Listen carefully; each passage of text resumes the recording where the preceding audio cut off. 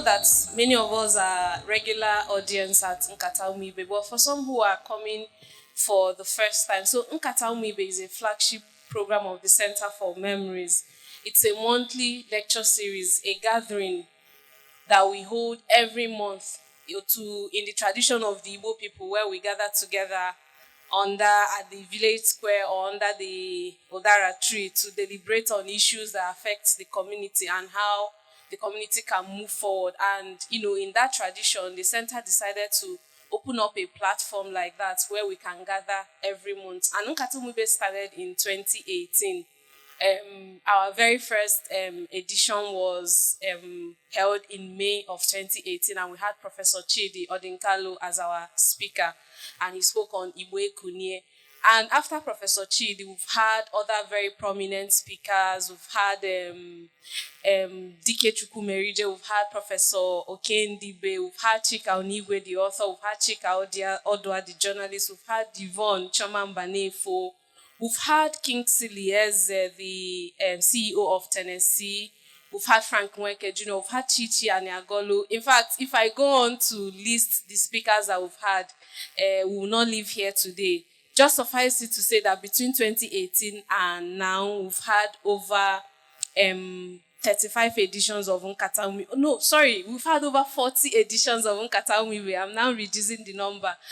And the topics have usually cut across different issues affecting us as Ndi Igbo, and what individuals like you and I seated here today can do to move our region forward. And we're so honored to have our distinguished speaker for today. So I'm going to very quickly just read out a brief profile of him and then invite him to the stage to make his presentation. And as you all know, after the presentation, we're now going to have the Nkata proper, the moderated session. And we also have another wonderful person who will also be driving that conversation. So Larry Oguego is a Nigerian who believes that ordinary citizens can transform themselves and their nation if they consistently insist on doing what is right. He founded Greater Tomorrow Initiative, GTI, a youth development organization that later gave birth to Human Rights Volunteer Corps, a people-driven human rights movement. He is the National Coordinator of Human Rights Volunteer Corps and the Civil Society Team Lead for Nigeria Policing Program, MPP, in Enugu State. Larry worked for many years as a facilitator with the Institute for National Transformation, NT, and has conducted training on human rights, personal development, and national transformation in many African countries, including Gambia, Uganda, Kenya, Ghana, and South Africa. He has facilitated and also conducted training in different parts of Nigeria for different institutions, including the Nigerian Army, the Defense Headquarters, the Nigerian Police, many reputable universities, and several faith-based organizations. He recently started the Life Coach Project. The project partners with educational institutions and faith-based organizations to provide knowledge, skill, and wisdom for successful living. He is a social entrepreneur and also a serial entrepreneur with interest in many small and medium enterprises. And today, we have the honor of having him as our distinguished speaker to speak on the very important topic, Ndụ Mmiri, Ndụ Azụ, interrogating the state of human rights in Ala Ìgbò. Ladies and gentlemen, with a resounding round of applause, please let's welcome Mr. Larry Oguego as he comes to make his presentation. Thank you. Thank you very much. It's a great honor and privilege to stand and share the podium that has been graced by some of Nigeria's great men and women. When you were mentioning the names of the distinguished speakers that have been here, I was humbled. Incidentally, I've had the privilege of actually attending many of the Nkata Umu Ibe series myself, basically because I'm onye Igbo. And I like Nkata gbasara ndị Igbo. But I must start by acknowledging the great work that is being done by Center for Memories. I also love the thematic focus Makonya Ta Nechi. If you do not remember your past, you may not be able to manage your present, and you definitely won't be able to plan for your future. So when that thematic focus was chosen, I don't know how it was done, but I believe it was inspired Makonya Ta Nechi. Ndị Igbo si na onye amara ebe mmiri bidoro maba ya ama ama ebe ọ kwụsịrị. And that actually provides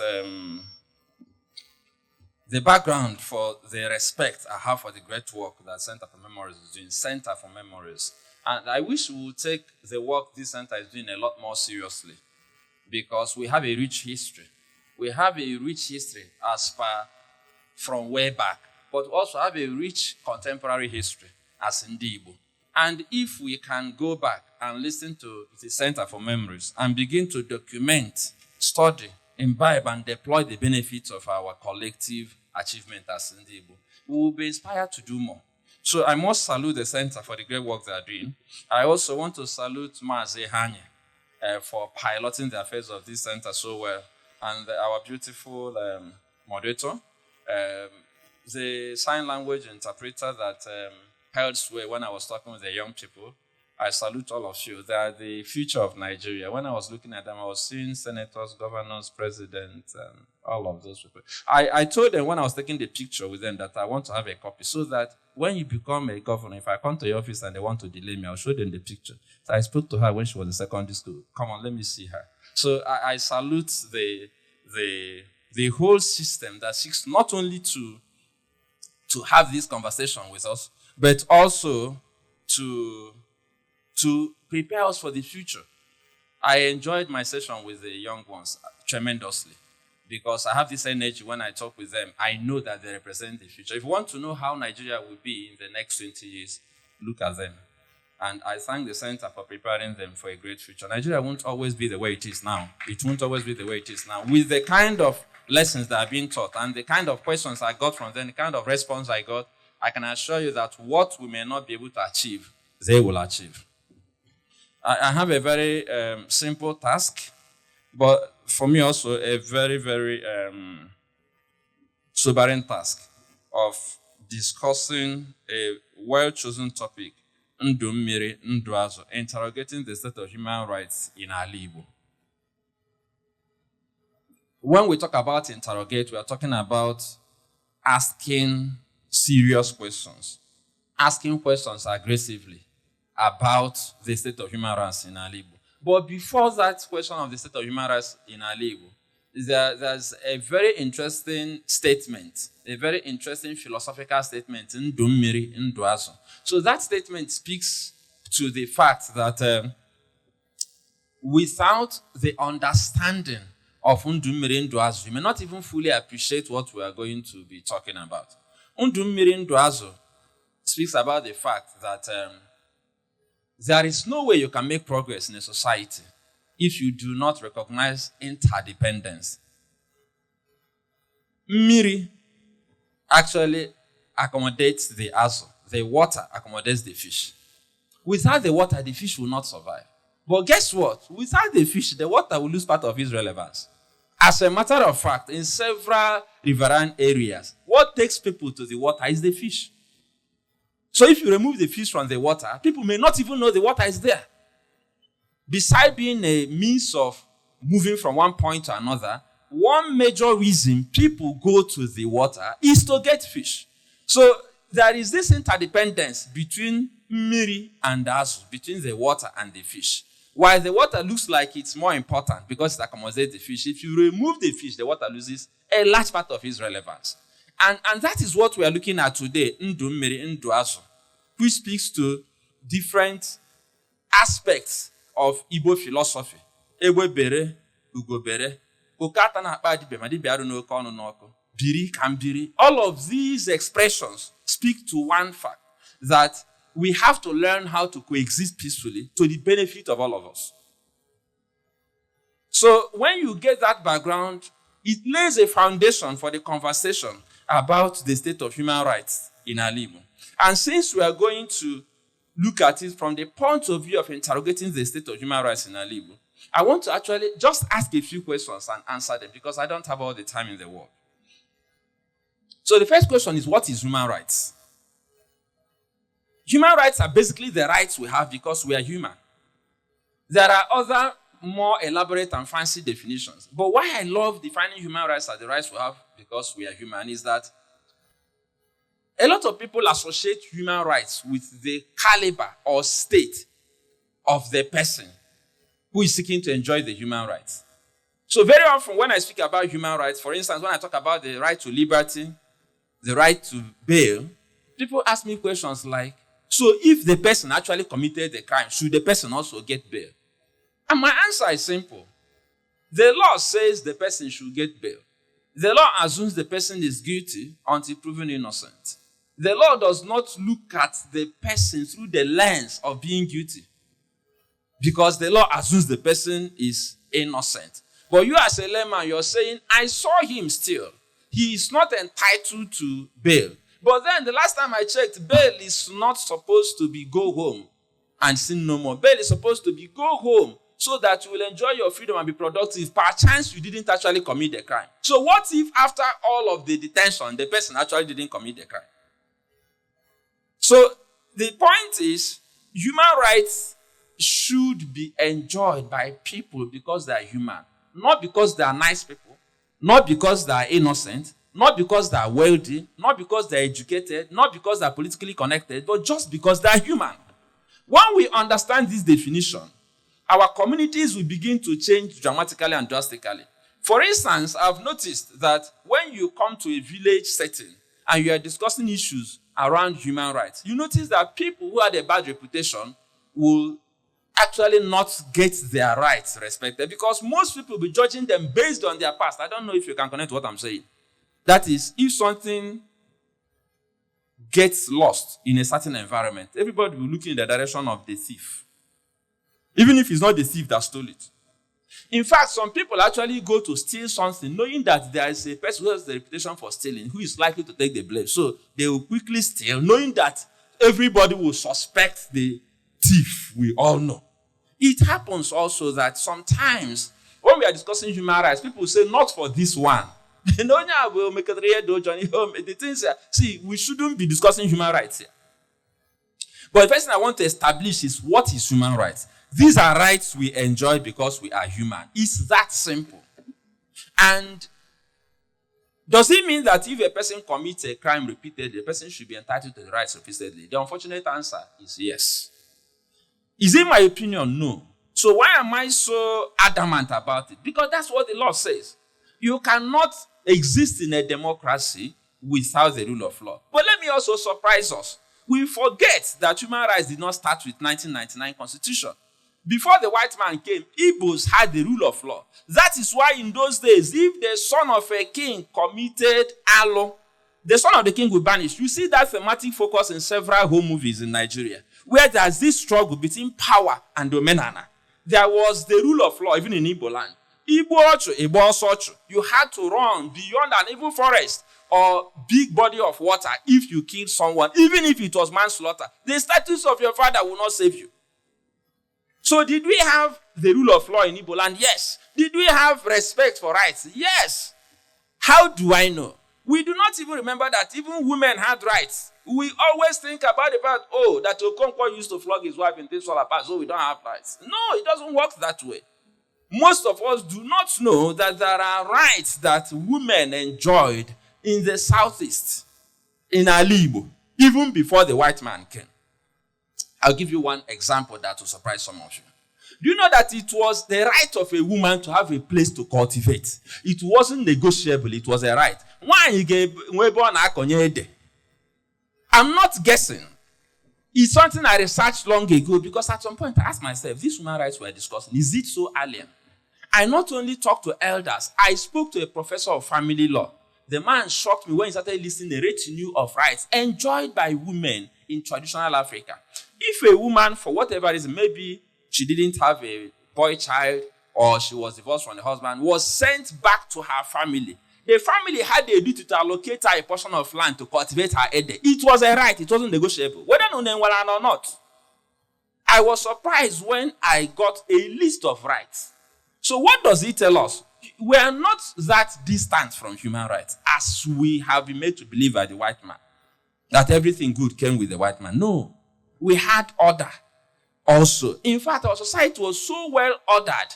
We so well respected the rule of law and the rule of tradition that you didn't have to use doors in your house. There was no door in traditional architecture of the Igbo man. We had onuzo, the point of entrance. We had no door. There was no need to lock it. If you went to the market in the good old days, there was no need to actually protect your yam. You had to take some other products home if you finished your business. But you left the yam in the market because the yam was the king of crops. You don't steal yam. Izuji valo. You don't steal the king of crops. So we had rules of engagement. So we are not strangers to the rule of law. The fact that the rule of law has been documented now doesn't mean that it has never been there. As a matter of fact, the rule of law was more functional in the traditional Igbo society than it is today in Nigeria, because today the politicians are above the law. In those days, almost everybody was subject to the law. If you refuse to be subject to the law, Anna will take care of you. Because today, our courts may decide to even sing on your mandate we stand. But in those days, the goddess of Anna will not permit you to desecrate the land. And as long as you cannot live in the air, that's why in those days, you wanted to say something important. You removed your shoes and stood on and said, as you stand on this soil. So we need to begin to ask ourselves, are these things really new? The answer is no. I wanted to lay this foundation before we start talking about issues around interrogating human rights in these modern times. We have not always been the way we are now. We had reasonable respect for the rule of law. That is why, if you notice, people are going back to traditional religious practice in Igbo land. Have you noticed the trend? Have you noticed the trend? Do you know why? Because the system we claim to be operating these days is not protecting us. So somebody decides to sit on your rights. You go to the law. The law is playing games and dying about giving you your rights. So the poor man says what? I don't know if you have been hearing that recently. Because the poor man believes that since I don't have money to fight with you, since I don't want to fight with you in a court that may be biased, let me go to a place where I will get justice. And that begins to tell you that we need to reinvent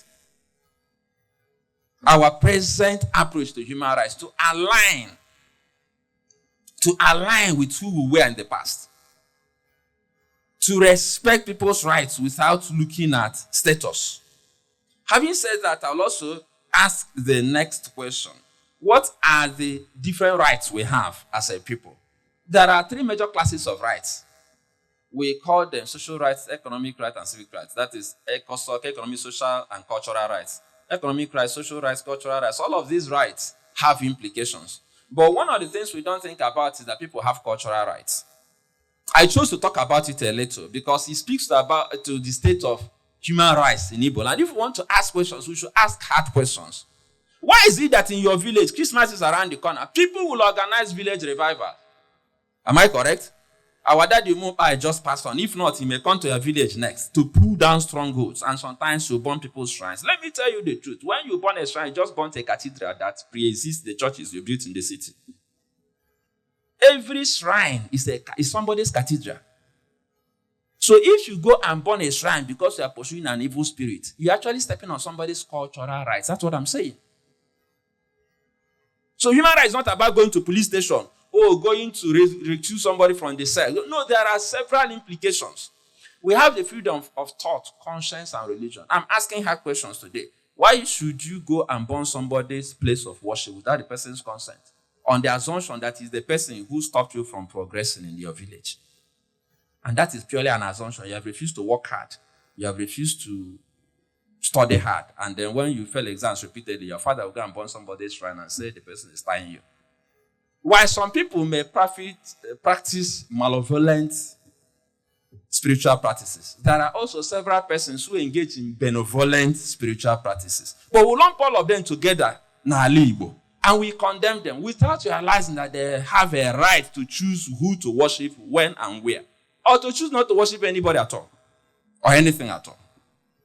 So these are tough questions, economic, social, and cultural rights. I will tell you a shocking story that I encountered as a person. I received a report, and we investigated the report, and it was true that a young woman was stripped naked from head to toe and paraded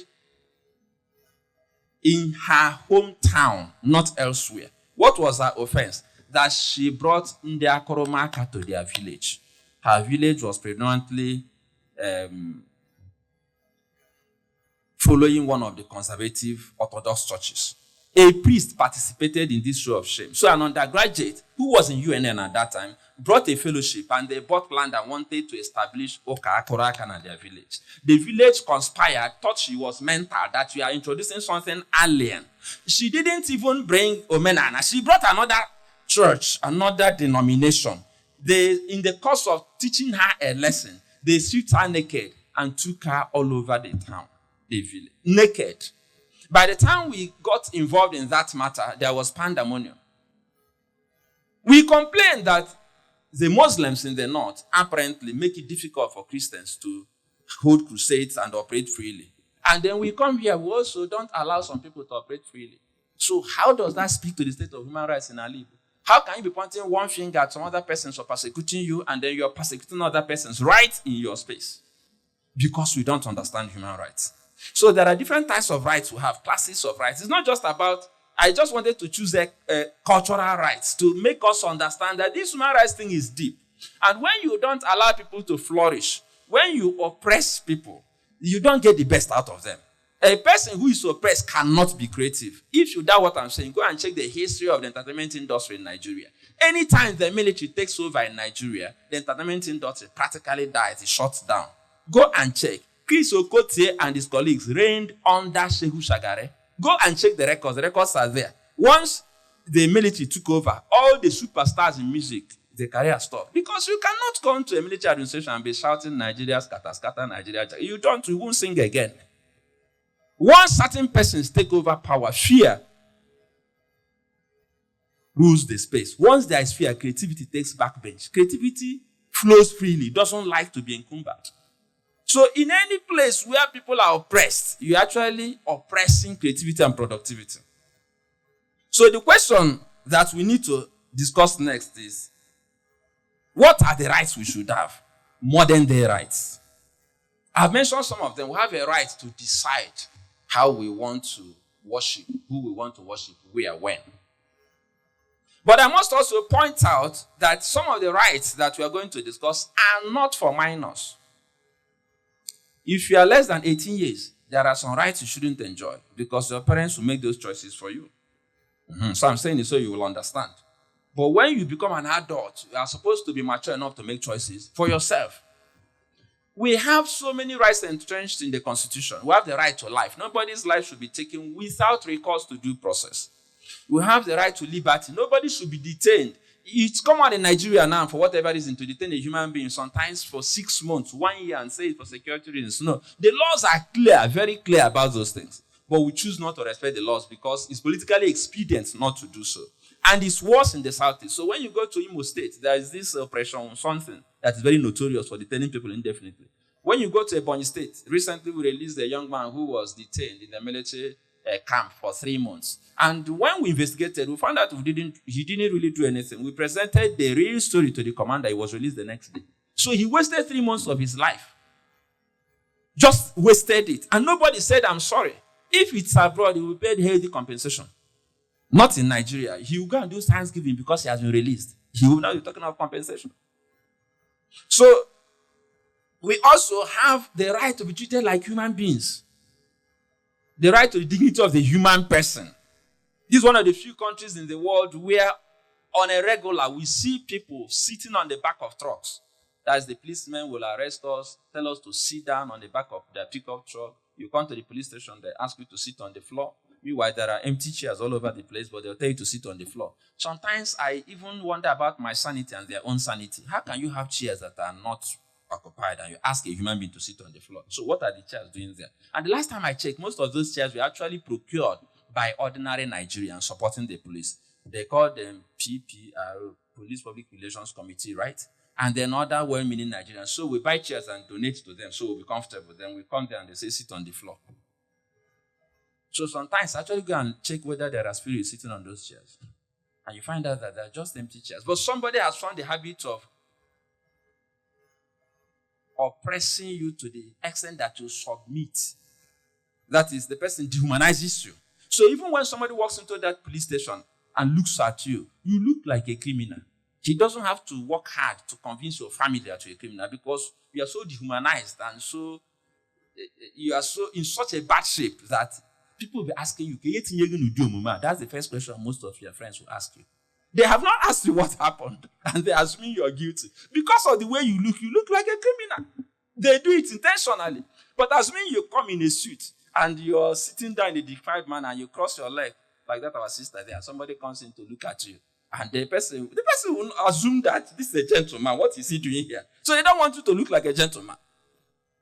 But the law says you should treat us with respect to the dignity of our person. It's not only about the police and the institutions. We have women and men who have empty rooms in their homes, and their house girls and house boys sleep in the kitchen with rats and rodents. That is an abuse of the right to dignity of that house girl. I was raised in a family where my dad forbade calling anybody house girl or house boy. In my home, when you arrange the order, if the house boy, house girl was placed as if like this is your senior, you gave the person the respect that was due to him. My dad would punish you more for disrespecting a family member than that house. So he taught us to just respect people for being human, not because of the state of their family, economy, state of birth. No. Those things came with the package for me. I didn't have to struggle to learn how to respect. I respect everybody. I respect young people. I respect old people. I respect people who are poor. I sometimes, I don't know if I respect people who are rich well, because sometimes they don't even deserve the respect. But to just respect them anyhow because they're human. I actually find it easier to respect ordinary people, to make them understand that they are human. They are not any less human because they are not billionaires. But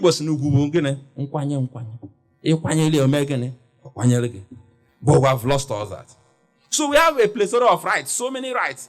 Tenants have rights with their landlords. Landlords also have rights. Employees have rights. You don't just wake up and tell an employer you are fired. If you have the guts to say you're fired, you should also have the guts to pay 1 month in lieu of notice. If you have a tenant and the tenant is not quick to vacate the house and not quick to pay you rent, you should be patient. Go to the law. Don't tell me that the law is slow. My dad taught me some lessons. There was a time I had a furniture company and I used to complain too much. All these carpenters, that. My dad said, look, sit down, young man. I sat down. He said, look, if they are smart as you, they will not be in your employment. They will have their own businesses. So your job is to raise them to be who you want them to be, not to complain about them. My dad doesn't talk too much. He will say one thing like the Bible, you can begin to interpret it for yourself. Say, stop complaining about them, raise them. If they are smart as you, they won't be working for you. I learned that lesson. I started training my workers every Saturday. I bought a car and I started complaining about mechanics. My dad said, you have 2 options. It's either you sell your car and start using buses, or you go and find good mechanics and relate with them. And he said also, I know one day you complain about tenants. It's either you don't build a house, or you build a house and tenants will owe you and you manage them. These things come with a package. So if you have a car, you deal with our mechanics. If you have a house, you deal with the tenants. So you don't tell me, no, the tenants are obnoxious. If you have a house, you have to be patient about evicting your tenants. So there are so many rights, I cannot go through all of them. But what I'm saying essentially is that we must get to that point where we understand that these rights are for human beings. They are not for spirits, and we should ensure that these rights are respected. So the big question for me, the elephant in the room, is what are the worst abuses we are currently dealing with in the Southeast? I would have probably spent less time laying the foundation, because for me, this is the big question. And when I have these conversations, I'm not talking as Onyibo, just talking. I talk authoritatively as a person who has probably received the highest number of complaints of anybody in the Southeast have received and managed thousands, literally speaking, of complaints from across Ala Ìgbò. Ala Ìgbò transcends the Southeast. So we have a unit of HRVC, for instance, in Asaba. I've received thousands of real reports, real time, from people who suffer abuse. So when people argue with me about human rights abuse, I ask them, what do you really know about abuse? Do you have documented cases? How many do you have? I mean, we are talking about how many years? 17 years of sifting through thousands of complaints. So I've been able to find out how the mind of the Igbo man works when it comes to human rights. I've been able to see the worst of abuses. I've been able to see people who do things that are obnoxious. I've seen a man quarrel with a brother. You won't get this. Quarrel with a brother, the same father, the same mother. And because he felt the brother was giving him trouble because he was educated, this person, educated lecturer, speaks a lot of English. This one, businessman with plenty of money. The businessman got angry, went and loaded a trailer with scrap. You know what scrap is? Scrap metal.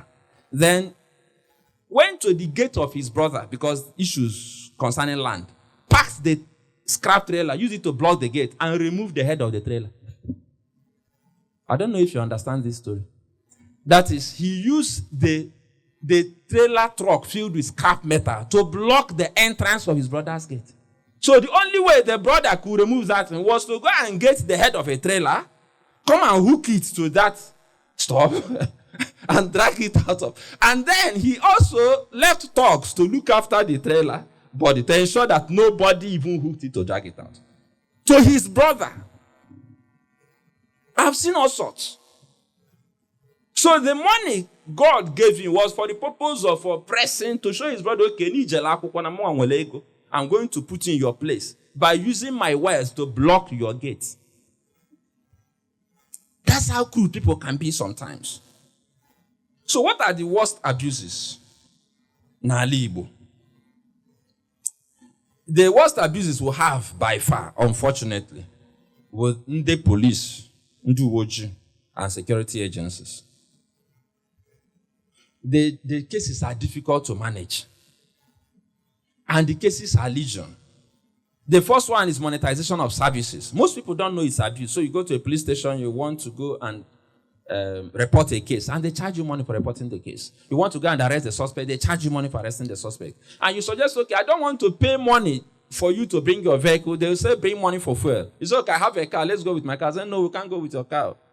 You have to, okay, let me put fuel in your car. I say, oh, God, you are difficult. That's not how we do it. Bring money for this. So you now decide, okay, I want to bring the money. Make we no quarrel for this matter. So you now ask the person, how much will it cost you to buy fuel from, say, for CID Annex? I'm now using a real case example, to Emene. And the person says 100,000. So you're wondering, is he driving a V12 vehicle that flies in the air or something? That's the person looks in your face and says 100,000. In fact, there was a case we got involved in, and they asked 3 persons to pay 100,000 each for them to go and inspect the site of a dispute, which wasn't a police case. It was a land matter. But somebody took it to the police. I'll get to that. And they collected 300,000 from 3 persons who didn't know their right to drive from Abani Road to Emene. Of course, our volunteer refused to pay, and they couldn't do anything about it. He said he won't pay. I have a car. If you want to join me, join me. If you don't want to join me. And when they realized that he wasn't going to budge, they left him and said, no, so we just leave him. But the others paid, knowing fully well that one of them didn't pay. So that speaks to the state of the mind of the Onyibo. We still have that assumption, so you submit to anything that they throw at you. There's the tendency of the police to do what is not their job, like debt recovery. Many of you here know stories of policemen being used to recover debt in business transactions. That is absolutely wrong and untenable. Anytime I say this in public space, people ask me questions like, so, what am I supposed to do? Going to court takes forever. So I say, no. See, my dad taught me some lessons. I've shared some of the lessons. If you do business, people will owe you. So you have to factor that into one of the things you have to deal with. And follow due process. If you don't follow due process, you will pay. I'll quickly tell all of you who may be looking at me as if I'm from the moon that sometimes the oppressor can actually become the oppressed. The hunter can become the hunted. I'll quickly tell you the story of a policewoman who gave a loan to a church member church member couldn't pay the money. The money came with 1 million naira interest rate, I think, for 3 months. There was a transaction the woman was doing. The transaction didn't just go through. So she had to pay 2 million capital and 1 million interest. She neither had the capital nor the interest. And what happened?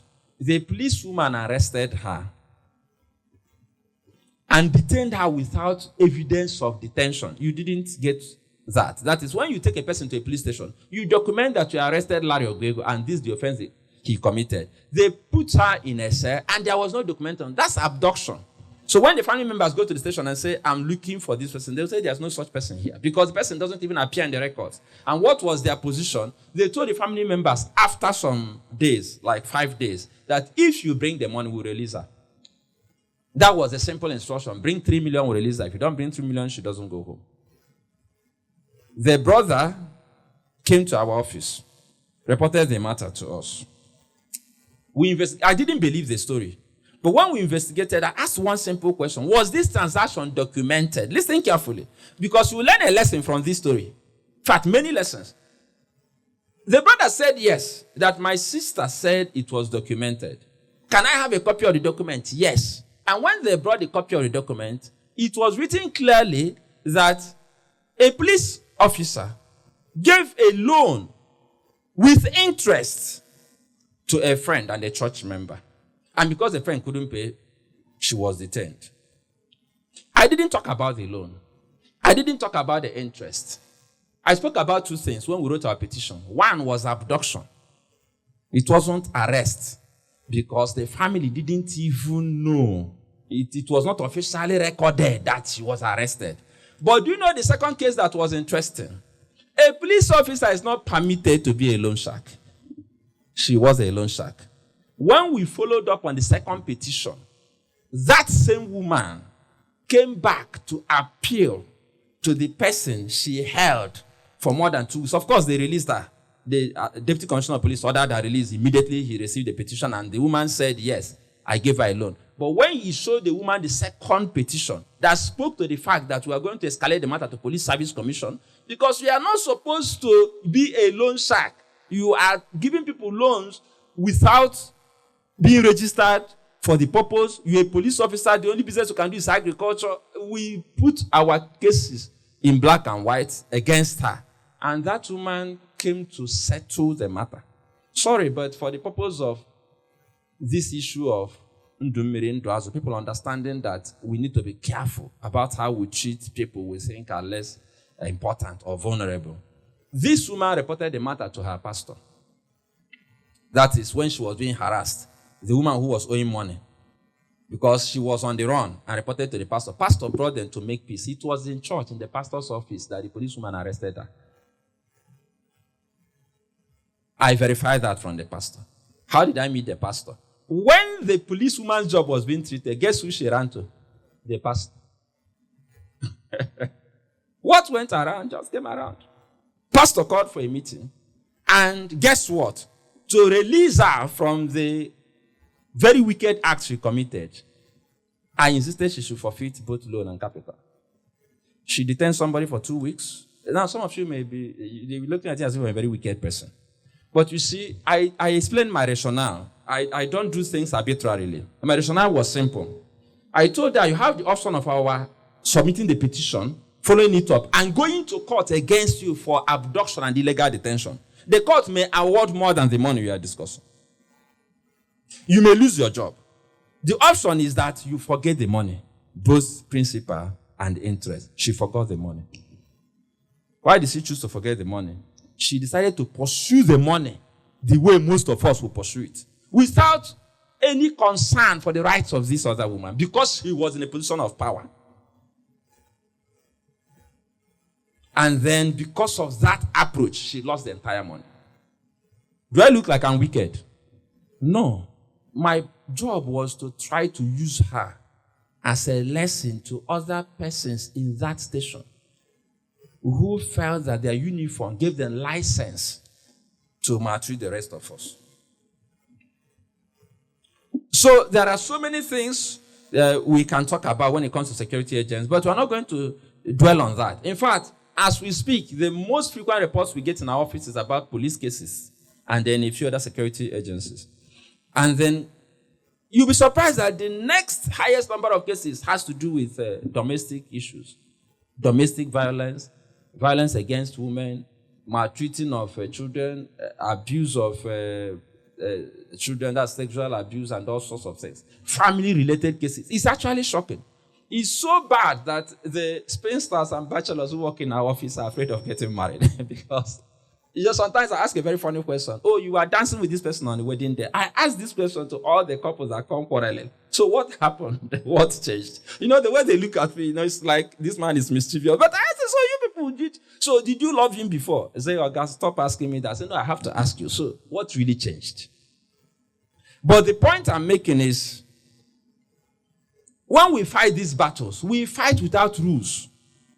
You see, a man insists that the wife will not see the child she carried for 9 months because they just are not married anymore, without considering that the issues of custody and visitation rights is not about only the couple, it's also about the child. The child's mental development will be affected if she doesn't get to relate with either of the parents. So I take time to explain these things. That it's not just about you. When you two were loving one another, you didn't discuss with this child. She was somewhere enjoying in the spirit realm. You people making the law of Gapote here. And now you are inflicting this injury on the child. Are you guys okay? Meeting with the child before all these things started. No. Sometimes they become sober. I explain to them, no. Whatever issues you have should not be visited on the child. Family matters. I wish I brought it here, but my time was obviously limited, so I decided not to bring some things. But I wanted to bring some tools. A man wrote a constitution for her wife. Actually wrote it and gave the wife. When the woman gave it, he had the courage to give the wife a copy and held the copy. When the woman submitted, I said it's not true. The woman said it's true. Ask him. I asked the man, a lecturer at Federal Polyoko. The man said, I wrote it. What did he write there? You cannot have visitors from your family. They won't not turn to sleep. They won't visit.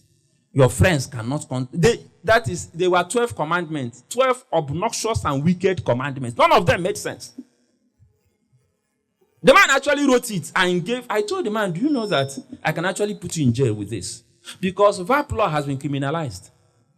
But people don't know. The man wrote something that could put him in jail and gave the wife and said, this is the constitution of this house. An educated man who actually read law in the Open University. I told him, what kind of lawyer are you going to be? So these are the challenges we are dealing with in Ala Ìgbò.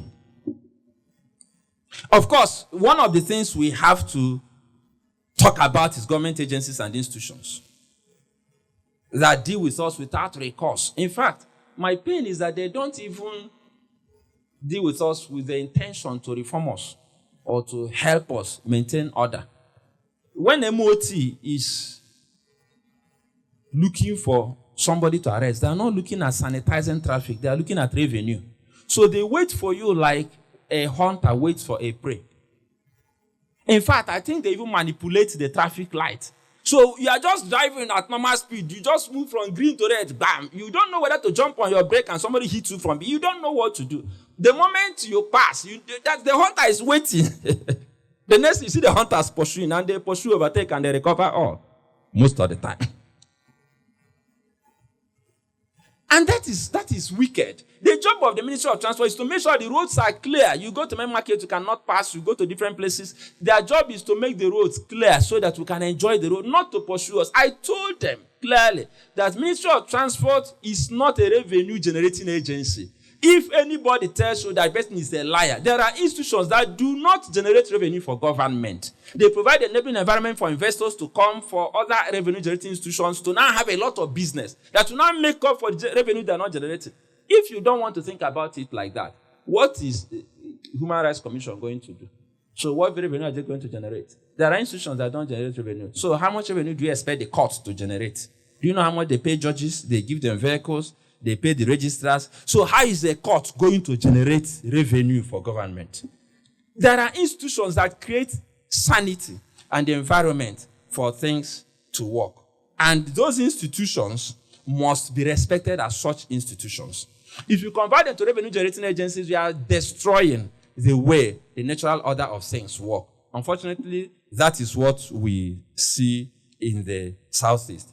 These things may be happening in other places, but it appears to be worse in the Southeast. And for me, I will also ask myself one other question that is important. I have to do the rest in the next few minutes because that's what I've been told. So the next question that is important is, what is driving abuse in Ala Ìgbò? What are the causes? What are the things that are driving abuse? The causes are very clear and straightforward. First of all, people lack knowledge. Some of the things I say here sound alien, that even an armed robbery suspect is supposed to be assumed to be guilty until proven innocent, rather, until proven guilty. You don't, even when you saw the person commit the crime, that doesn't justify your assumption of guilt. And I'm not joking. I don't have time to explain it, but I have a classical explanation that when in the villages, in Anambra State and other people ask me questions like, Nanne nonya anyosu say yes. It may not be Oshi. Sorry, but I'll use this. Sorry. I'll just see how God will help me. But I have to tell this story. I don't know how God inspired that story, but I asked this question, or one day I was put on the spot, as in, how do you explain this? I saw somebody do something. I said, okay, let us imagine that you have a neighbor. You know your neighbor very well. You know all the people who live in that house. And one day they all went to work. And then you saw somebody breaking the door from behind. The person was actually determined to break the door. Then when that person broke the door and went inside, he came out to TV and kept the TV. He went inside again, came out to fridge and kept the fridge. Let's be honest, what will run through your mind? Onyoshi, if you are used to lynching people, what do? You pounce on him, put a tire on there. You know, before he explains, somebody will hit him with a rod from behind. He will pass out. But what if you give him time to explain and you are like, what are you doing? And he says the house is burning. Can't you smell the smoke? See the smoke. I'm trying to help bring out the property. What will you do at that time? Huh? You verify, isn't it? After that, what do? You join him in bringing out property. Am I correct? So what changed? You interrogated the situation. On the surface, he looked like he was a thief. But when you looked deeper, you found out that he was not a thief. So there are scenarios that look like it's an open and closed case. When you interrogate it, that's why you have court. That's why you have prosecutor. That's why you have defense counsel. That's why the law says you must have a lawyer if you're going to be tried in a criminal case. So that the whole story will come to the surface. And it has to be proven beyond reasonable doubt. So we lack knowledge. And then we have a culture of abuse that has lasted for some time, driven by impunity. The feeling that nothing will happen. That I'll do it and nothing will happen. Police will tell you to your face, I'll waste you and nothing will happen. Landlord will tell you, Nanga Ponda would have to pay you. Don't worry, he gave me. These are things people will tell you. That statement is driven by impunity. The feeling that nothing will happen to me if I do something wrong. That's one of the biggest problems in Nigeria. Beside the so-called corruption. In fact, impunity drives corruption because some Nigerians are corrupt, knowing fully well there won't be consequences for the corruption. So impunity is very dangerous. And then we lack courage. When we are abused, even when we know institutions that can help us, people have come to our office and say, let us fight. They'll say, happier. Police. Say happier. If you know how many times I've felt, and I tell them things like, I should leave it because you feel insecure. What of me that's going to fight the battle? They know my office. They probably know where. So don't you think they should be more angry with me? Why are you a coward? Say, okay, you won't understand. Now, Pastor may be not I'm happier for God. You see, the problem living in for God is that the person may also repent and God will forgive him. He forgives all our iniquities, including human rights abuses. So sometimes I'll tell you, see, take it to the law. Even God expects us to obey civil authority. When people do what is wrong, report them. It's not unforgiveness. You are sanitizing the society. You have a duty to do that. But our spirituality means that, that we can take all sorts. And then, unfortunately, not only that we lack courage, there is institutional support for human rights abuse. We have governments and governors that act outside the law openly. And when they do that, politicians and political players get this impression that they are also immune, so they can act with impunity. Then their friends and family members and associates borrow the same behavior. So before you know what is happening, the whole society is actually emulating bad example, and then what happens is that we are living in a jungle. But one of the worst challenges we have in Ala Ìgbò with this issue that money can fix all things, I want to address that just for 2 minutes. The Igbo man has this belief system that money can actually solve every problem. So he can actually kill someone, or so will ego mechie. That's if he spends enough money, the matter will be closed. That is why they are demolishing your houses all over Nigeria. It's not because they are targeting Igbos. An Igbo man is the only person that you will tell, you cannot buy that land. It's on a floodplain. The Igbo man will say, don't worry. No, tell me the truth. And he will start with you that gave him the advice. He will close your mouth with money. You will sell the land to him. Do the documentation. Knowing fully well you shouldn't build there. Then when a pharaoh that doesn't know Joseph comes and demolishes the building, because we are the people who believe that money can do everything. If they have 100 houses there, we own 70. So it looks like we were profiled. But the truth is that we are the people who invest in property, and we are the people who must invest, so we buy anywhere. Abuja, same story. Lagos, same story. We have a sense of impunity that if you have enough money, you will tell him, see, one day, he said, when we get to that bridge, we'll cross it.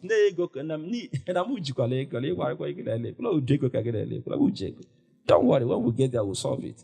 Then when the bulldozers come, he will start looking for media houses to shout, so why are we not going to follow the rules of the game? If you build in the proper place and have your documentation, if they demolish your house, they will pay you compensation. They won't even demolish it. So that issue of impunity, driven by the thinking that money can fix all problems, is very dangerous. So what solutions do we prefer? Because we're interrogating the situation. We must have knowledge. We must make sure the knowledge of human rights covers the entire space. Every place people gather, they should be discussing human rights. It is sad that we are going to have elections in Anambra State tomorrow, and no governor, no candidate is raising human rights as a campaign issue, and the electorate are not talking about it also. It's a big shame. As long as people do not make it the most important conversation, we will continue to suffer as a nation. Why? Because human rights affects and covers every aspect of your life, and I'm not joking. The right to good governance is there. Every other thing, in fact, the right of inclusion. Let me also explain this carefully. Now, when you have a proper government, when you have a proper leader, one of the things you use to assess quality of leadership is their capacity to include persons who are vulnerable. But we live in a country where the last people will consider are the pensioners. Governors award contracts of hundreds of billions of naira, pay the contractors, and tell you they don't have money to pay pensioners who served the state for 35 years. We don't talk about persons with disability.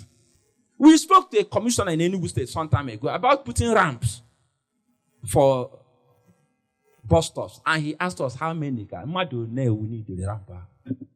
Somebody who studied architecture with all his knowledge, he doesn't understand that the distance between you, all of you seated here, and crutches and wheelchair, God forbid, is one accident. We are all potentially persons with disability, but for the grace of God. When people have this type of knowledge, they will be more charitable. The fact that you're running around today with 2 legs doesn't mean that you may not lose 2 of them tomorrow. Bah! You don't know what happened. And then you wake up at orthopedic, no 2 legs. You have joined the other side. Then you suddenly become more compassionate, suddenly become more. But you don't have to wait until it happens to you. These are all human rights issues.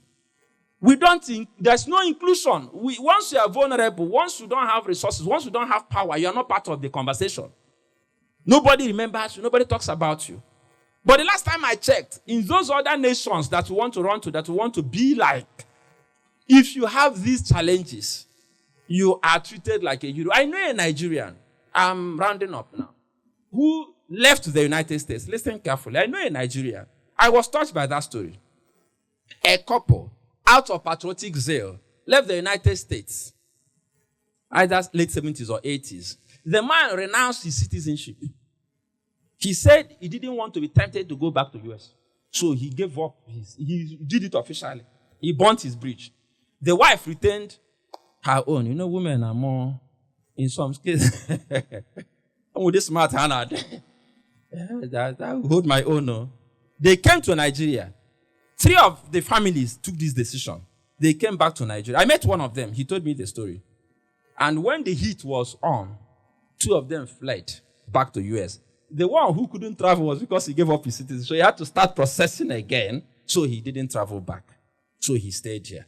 Listen to this story. Much later, for medical reasons, the wife went back to the US because all she had to do was to show her social security number. They processed her papers. She went to the US. And she got treatment for free. As they just saw the money, they were like, wow, madam, where have you been all along? But the part that brought tears to my eyes was that she told me that they not only treated her free of charge, they told her benefits that she had from the jobs she did before she traveled that she didn't know she had. So they gave her a house free of charge in an estate developed for retired persons. An apartment, a 2-bedroom apartment, free. But the one that shocked her was that they paid her a small fortune. Benefits from the work the husband who renounced American citizenship did. That is how a nation functions. And a Nigerian will say that Larry deserves no. Say Larry, why no catalytic no was in America? Can you darkness? The man rejected us. We should reject him. Then they will share that money. No, for them, the law is sacrosanct. The law says this is your entitlement because you did this work. The man didn't process it. The man left. The wife didn't know. They saw the number. Everything popped up on the system. They gave the woman her own and gave her, oh, your husband, he's late. They gave her what belonged to her husband. That is why you're running there. But then, when we learn to respect our rights, when we begin to teach our children knowledge, teach ourselves knowledge, build courage, and then take action to stop institutionalization of human rights abuse. We have institutionalized human rights abuse. We have accepted it to be normal. Families gang up against that daughter-in-law. They say, no, but when it's their own sister, they suddenly gang up to fight the in-law. I don't know if I'm making sense. So the same thing you want to do to another person's daughter, you don't want to happen to your daughter and to your sister. Are you okay? When we get to that point where we learn to take action and stop institutionalization of abuse, then we can be said to observing Ndụ Mmiri, Ndụ Azụ, Egbe bere, Ugo bere, Biri, Kambiri, Okata na akpa dibia, kama dibia arụ n'oke ọnụ n'ọkụ. You see, we don't take advice until it becomes too late. I'm challenging us because I see that a lot of us here are elites. We qualify, we're on the side that abuse people, some of us.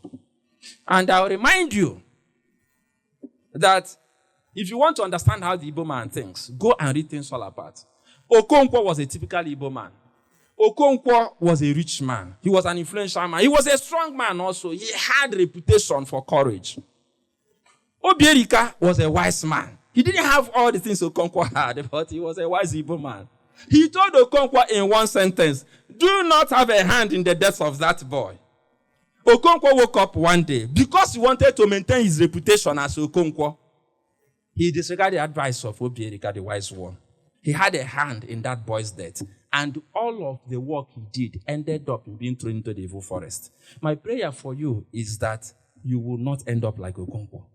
Respect the rights of ordinary people. I've seen a magistrate remanded in prison in Enugu because of a house girl. I've seen a couple remanded in prison in Anambra State because of a house girl. I've seen people who assume that they are Okonkwo, that they are impenetrable, that they are the standard of measure of fame and strength, that they are untouchable, and they go and do something that they assume that this house girl doesn't have anybody. And your turn may be the day the law will wake up. Suddenly, what everybody had escaped with will pursue you and catch you. That is not my prayer for you. I pray that, unlike Okonkwo, you will understand that God gave you power and resources so that after a day like this that you invest in spreading this news. Igbo land cannot fulfill its potential for economic dominance. Igbo land cannot fulfill its potential for political participation. Igbo land cannot maximize any potential until we firmly address the hydra-headed monster of human rights abuse. Never end up like Okonkwo. use your strength to be a blessing to the vulnerable. Thank you, and God bless you.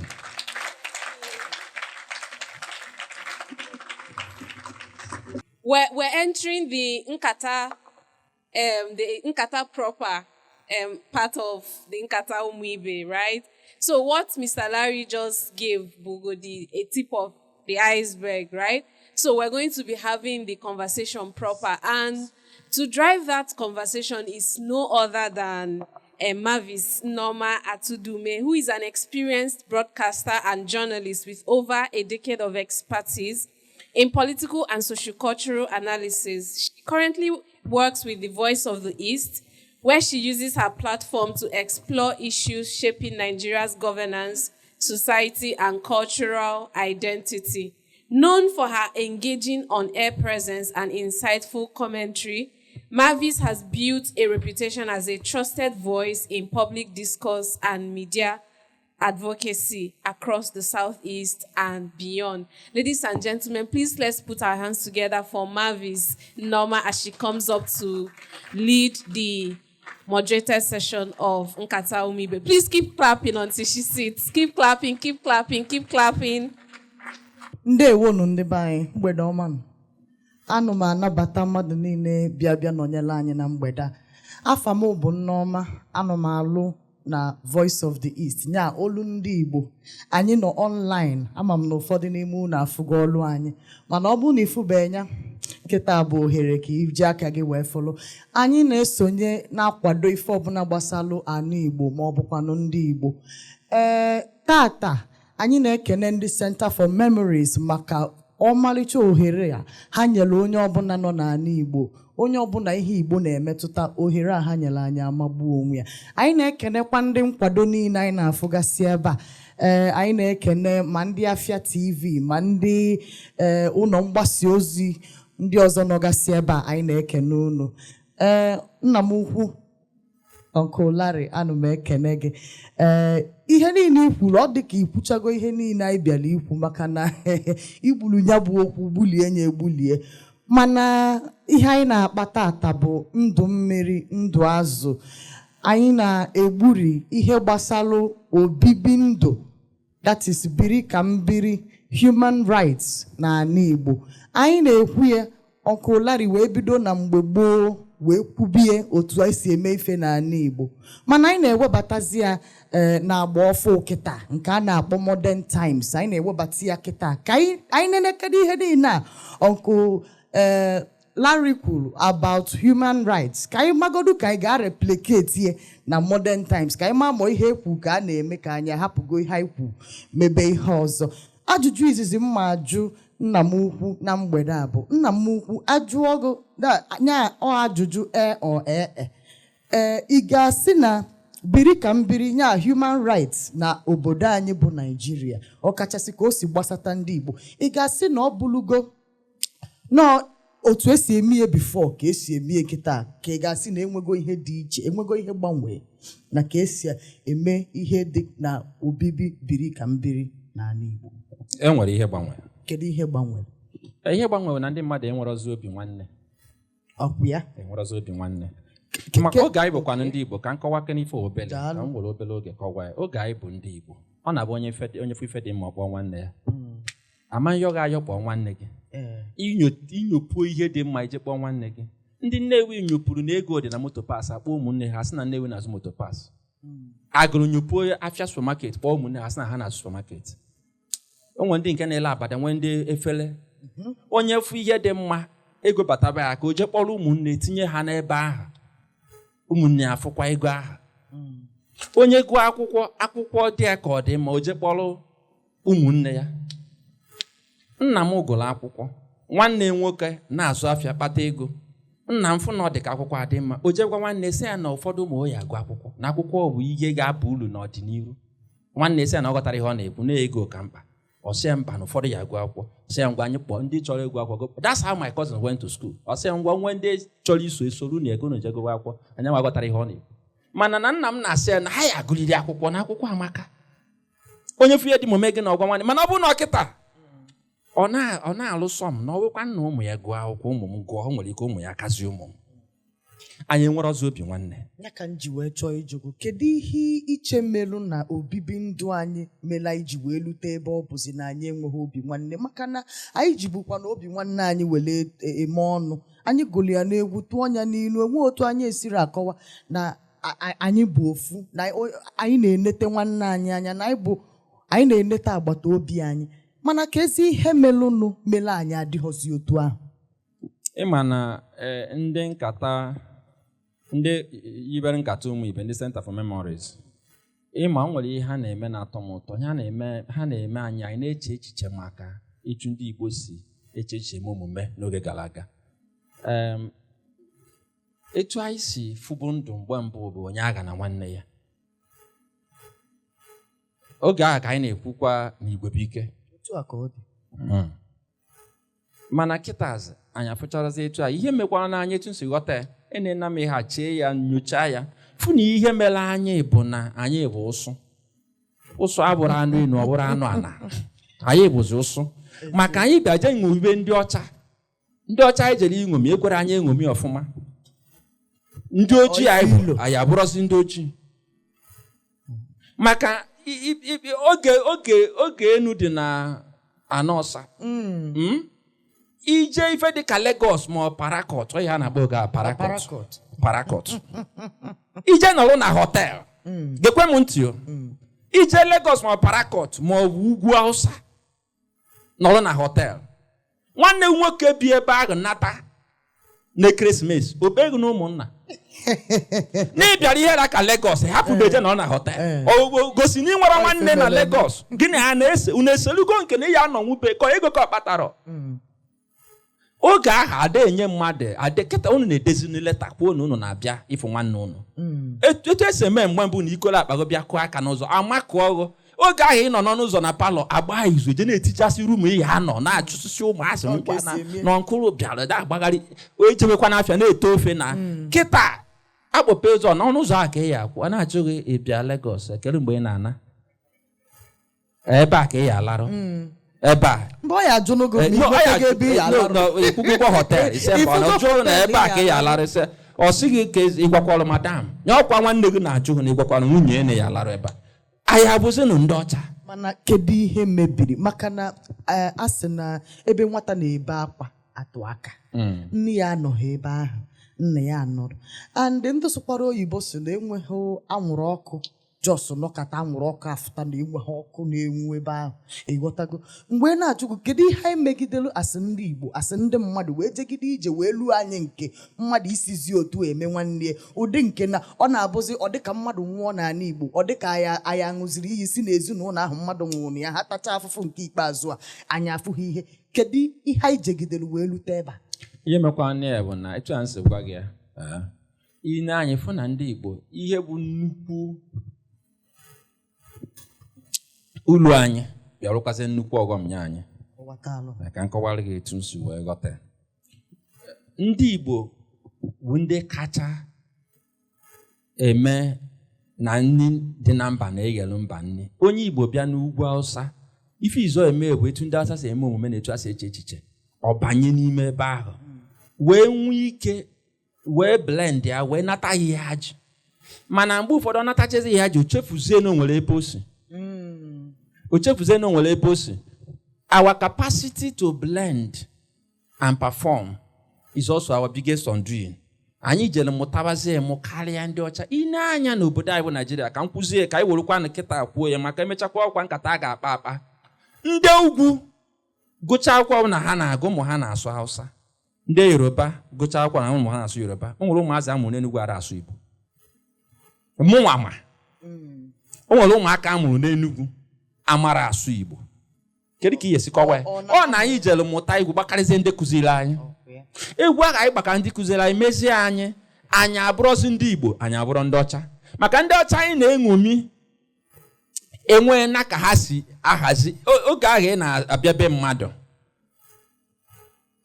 ọ ma na ịma nnọbe ya. Enwere họteelụ ị ga, oge anyị nwa na-ekwudo okwu enwekwuru họteelụ nwa, onye na-asị nọ na họteelụ nwere ego họteelụ, ego one ka a na-akwụ ya n'ụgwọ ọnwa. Obodo ha akwado maka etu ha si eme, obodo anyị nwa akwadobere. Anyị je na-eme ka ndị ọcha, na-emekwa ka ndị Igbo. o nyere anyị nnukwu nsogbu. The Igbo man's ability to adapt has become his greatest undoing.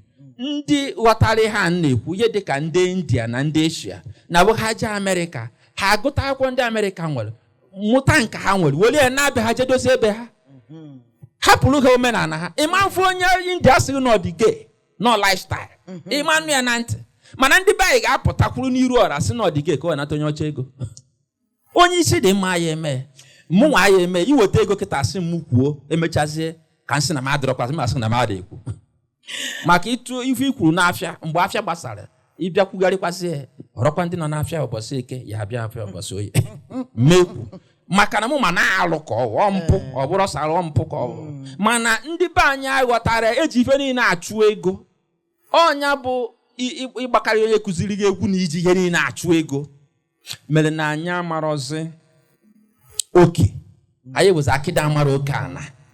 Ọ bụrụ na anyị chọọ ka ana Igbo gakwanịrị etu o si aga, anyị ga-anachighakwa etu anyị si eme. Ọkwa anyị na-agba bọyị mgbe ụfọdụ, mgbe mbụ agbacha bọyị esetụlụ, ụnụ aka na-agba bọyị, ụnụ aka na-agba okorozi na ụnụ agbanụ, maka onye agbala agbala ajụ na ya esetụ, onye nke bịara ịgba agba na-ezu onye na-agbala oshi. Isiokwu maka na ife njijụba bụ maka na ọ dịzị ka anyị bịa gwọlụ ihe a na-akpọ ọkamma n'ama, ịghọtago, apụkwa n'ilo afọ anyị a na-akpọ ihe anyị na-eme, ihe anyị ebube, ihe anyị na-eme buru ibu, ihe anyị na-emepụta ebe eji amatụ, ihe eji anyị amatụ n'ụwa niile buru ibu. Anatazi ebe anyị ebe a, ọ dịzịa ka ọ na ọ bụ ha anyị nwa ka a na-ekwu maka ya. Mgbe na-asị na ọkamma n'ama anyị mụtara, kedu ebe anyị si wee mụta ya? Which ọ dị ịkọwa gị otu anyị si wee mụta ya? Nya ife nna ajụ kịta bụ etu ọ dị ka o mebiri emebi, kedu ihe anyị ga-ejegide wee mezie ya, ka anyị ga-esi mezie ya na ala Igbo be anyị niile gbara gburugburu. A sị na a na-achọ ike wepụtakwa steeti ọzọ bụkwa ala Igbo. Akụkọ anị ọma ya na ọ bụrụ na ọ gazie ka anyị si wee lo ya na enwekwa ndị ọzọ ga-abịa nọnyere anyị. Anyị wee na-asị kedu ka ga-esi dozie ya bụ ihe ka ama ma mmiri bara n'opi ụgbọgọrọ, ama ma o nwere ihe a ga-eme. Ọ bụrụ na achọ idozi ya, ịma na ọma ndịkwa mfe ndozi, maka ihe ọbụla gbasara etu mmadụ si eme omume ọ na-achọkwa arụ ịgbanwe. Mana ma nji mgbagbu gala ọgụ, ọ bụrụ na anyị chọ idozie, anyị ga-atụ alụ nọdụ ana mara na anyị chọrọ ịlụ ọrụ, na ọrụ anyị chọkwara ịlụ bụ nnukwu ọrụ. Ọ bụrụ na anyị chọ idozie, ọ bụrụkwa na ihe ama mmenwu, ihe anyị ga-eme bụ na anyị ga-ajụ anyị onwe anyị ajụjụ, kedu ndị na-akụziri ndị mmadụ etu esi eme omume na etu esi eche echiche. Ọ na-ebido n'ezinụlọ, osi n'ezinụlọ jee n'ụlọ akwụkwọ, osi n'ụlọ akwụkwọ jee n'ụlọ ụka. Ọ bụrụ na anyị ga-eje ebe niile ndị mmadụ na-amụta ka esi eme omume, bido kụzibelu ndị mmadụ etu a ga-esi eme ife ọfụma, ndị na-akụzi ya na-emekwa ya eme. Ife dịka human rights a na-ekwu, o nwere onye mmadụ nwere ike ịpụta na-ekwu maka human rights, ndị mmadụ na-ege ntị. Oge m bidolo chịkọtara ndị mmadụ ka ikwukere na maka human rights, anyị bido human rights volunteer corps. Ndị mmadụ na-asị na ihe ama nwekwa isi na Igbo, mụ jebe ha na Yoruba. Eziokwu Agwala m ya, nke bụkwa eziokwu bụ na inenekwa ya ọfụma, ifu na ọ dịkwa ka ọka aka mma na Yoruba. Kedu ka nsị malụ? Oge njeli Yoruba kwuo okwu na 2011, o nwere ihe achịkọbara kpọm bịa kwuo okwu, nkwucha okwu, ndị Yoruba nọ ebe a mee nzukọ. Oshibanjo nọ ebe ahụ oge ahụ ọ bụ Attorney General Lagos State. Ekwuchara m okwu, oluru awa na-abụ njikwa okwu, ha kpọọ m nzukọ sị m na ọ bụrụ na m ga-ekwe ka m bute head office human rights na Lagos, bịa biri na Lagos, na ha nwa ya eweta ego dozie ọfịs nye m ebe m ga-ebi, ka m bịa mebe ha na Lagos, kụziere ndị be ha ka a ga-esi mee. Emego mee ara ise na ara isii na Igbo, nwere onye ghọtara ihe m na-ekwu. Mbịa kwuo okwu 1 hour na Lagos. Oshibanjo na ndị ọdịkọdị nọrọ ebe ahụ nye m kọlụ na Nation newspaper, kpọọ ndị pepa sị ya na onye ebidide maka human rights. Mana na ihe a niile ha na-ekwu na kọndishọn a ga-eji mezuru mee bụ na ngemegene na mma abịa na Lagos. Ifu ka ha si eche echiche. Ị mana kịta ibụla ya Naijiria, ihe ọwụ na imelu dị mma dịka ị na-eme ya ọfụma, asị gị bịa Lagos. Na ọ na ide eme na Lagos, ị nọ na village na ịmara ihe na-eme. Eziokwu Mgbe na-asị na ọ bụrụ na anyị ga-achọ ka n'Igbo na-achịghakwa nwekwa ebube anyị nwere mbụ, anyị ga-ejekwa zụbakwa ụmụ anyị etu anyị si azụfa oge gara aga anyị ga-ejekwa n'ụlọ akwụkwọ ndị mmadụ ekwesịrị ịdị akụzi nkụzi maka na afụrụ ife a ga-alụ mba nkụzi abụrụ ọrụ ị ga-eje na-alụ maka na ịfụrụ ọrụ nkụzi dị ka mmadụ iche ụkọchukwu onye na-akpụ ndụ ndị mmadụ abụrụ na ịfụrụ ọrụ ije na amaneji ada amaneji nkụzi amaneji nna m bụ onye nkụzi nne m bụ onye nkụzi o nwere onye nkụzi kụziri ụmụ m n'Enugwu a o nwere ihe ma tụrụ m n'anya o chetara m nne m na nna m ụmụazị ọ na-akụziri nọkọta abịabazi akwụkwọ late na-abịazi late nwoke a wee jụọ ha headmaster ka m ghara ịkpọ na skuul wee jụọ ha kedu ihe unu ji abịa late o wee bụrụ na landlord tụpụrụ ihe ndị ha na-ilo na New Heaven ebe ha bi ha wee jeze biri na Abakpa wee na-abịa akwụkwọ na New Heaven ihe nwoke a mere headmaster chere ụmụaka na-abụ abụrụ ụmụ ya sị ha na late a ha na-abịa na-emetụtasị akwụkwọ ha na-agụ na ha na-achịghazi azụ ha bịa biri n'ụlọ ya wee na-eje akwụkwọ nwoke ahụ onye Yoruba nnekata nwoke anya aghọtara m nsị kedu aka nwere ụdị mmadụ a ya na-ekwu abụrụkwa ihe melu 1900 na-ajụ bịa aka nwere ụdị mmadụ a ihe anya akọrọ ya n'ụdị ndị a kwesịrị ịbụ ndị nkụzi ọ na-afụta ndị niile nọ n'ụlọ akwụkwọ ka ụmụ ya ụmụ nyanwa mụrụ ọ ụdị ndị nkụzi m nwa nwere aka nchetara achịcha mafa ha onye wu prịnsịpalụ na DMJS o nwere ihe ị ga-eme na-apịa ghọtara ọ na-ebe akwa nyanwa bụ prịnsịpal ọ na-asị na ọ na nna gị jụọ ya kedu ihe ọ ga-asa na-ebe akwa anyị agụbara ya egwu oge ahụ ọ pịaba bebe akwa agụ gbaghara ya Ezinna gbaghara ya ụmụ akwụkwọ mana anyị fụrụ nwoke ahụ n'anya oge anyị niile egochara akwụkwọ anyị na-eje afụ ya nakọta klaasị nke anyị jefu ya sị ka anyị jefu nna anyị onye nwa bụ ụtọ nkụzi ụgwọ ha dịrọ n'eluigwe ndị ha zụrụ ọfụma ya akwụkwọ ụgwọ ebe a mana ọ bụrụ na ị bụrụ onye nkụzi na-asị ụmụaka tụọ ego ka ị wee zuo oshi na nne na akwụkwọ na-emebisi ụmụazị ka ka ba ya esi bịa kene ga na-ekenezighị asụ wọtụ asụ onye nkụgọ ka onye nkụzi maka ịma na a sị na nne ewu na-ata agba nwa ya na-enene ya ọtụtụ agwa ndị okenye na-akpaba n'ala Igbo maka na mụnwa na-afụta ya na ụdị na enwere ebe mmiri si wee gbaruo melu na ihe adịghọzi ka o si adị maka icheta mgbe aha asị n'obodo na-azụ nwa na ofu onye anaghị azụ nwa mana kịta onye ịkọrektịrị nwa ya ma onye ịchọ ikwugharịrị nwa ya ọnụ gịnị ya na-aba enwe nsogbu ya nsogbu adịgo n'ụdị na anyị enwezi ntụkwasị obi n'ebe anyị nọ n'ime onwe anyị atụkwasịazị onwe anyị obi anyị enwezi nchekwube n'ebe nwanne anyị nọ mgbe na-ajụ ọkụ larị maka ama m na oge adịrọzi ihe a ga-ejinwu n'ọnụ kwuo ka ihe a ga-emebe special campaign n'ụdị na anyị akpọpụta ndị gọọmenti kpọpụta ụfọdụ mebi ndị ọnụ na-elu n'okwu n'obodo si ha ngwa bịanụ ka anyị ma ka e ga-esi mie ka ihe anyị ga-eji nwayọọ wee wepụga anya na-ekwe n'ọnụ na-emepụta ya n'omume ọ ife kwesịrị iwepụtala atụmatụ pụrụ iche ka ngwakanụnụ nke bụ eziokwu ihe dị ka akwụkwọ a ndị Anambra ga-atụ echi ọ bụrụ na anyị chọọ ka obodo anyị dị mma ụdị ajụjụ a ka anyị ga na-ajụ kedu onye anyị ga-atụla akwụkwọ ka wepụta ụdị atụmatụ a ka onye ga-agba anyị tụọla akwụkwọ o gosi anyị etu esi abụ onye ndu na-ezigbo omume ọ bụrụ onye ndu ịbịa gwacha anyị ihe ọ ga-eme nwere nke ọ ga-eme awụ na ịchịkọta ụmụ ihe a niile ịfụ na a na-ekwu na-eme n'omume kpọọ ndị ọnụ na-elu n'okwu nwere agba mepụtagolo ezigbo ife fabịa na-agwagasị ụmụazị okwu na-egosikwa fa na omume na-etu a ka ekwesịrị isi eme ịfụ na ọ na-aga na-adị mma ụmụazị na-ekwu anya ha afụ na ihe a na-akụziri ha bụ ihe ndị na-akụziri ha na-eme maka anyị na-asụ ụmụazị were n'onwe gekwe ntị anyị na-asụ ụmụaka anyị maka ofu ihe mekwara ala Igbo m ekwubere ọ bụ na anyị na-achụ ego ka ego a na-achọzi ịgwụnara anyị anyị na-eji aka na-abụ n'ụkwụ na-abụ achụ ego ma fensa ya ma ọlịtu a na-achụ ka nchi na-akụ na inene na Tom and Jerry etu a ka anyị si achụ ego a na-achụ a na-akwatụsi ife na-akụrizi ibe anyị nwudere ego ihe ahụ adịrọ mma maka na-echere ka nkọwara ihe njekwe anyị na-asụ ụmụazị were n'onwe nwayọ unu achụzi n'ego ị ga-afụ nwa nọ sekọndịrị skuul ọ ma prize Lamborghini mara prize Ferrari mana mara times table ọkụ larị ihe ị na-ekwu m chọ ka mụ na gị kwuo ya maka na Igbo tụrụ ilu si na nwata kwọcha aka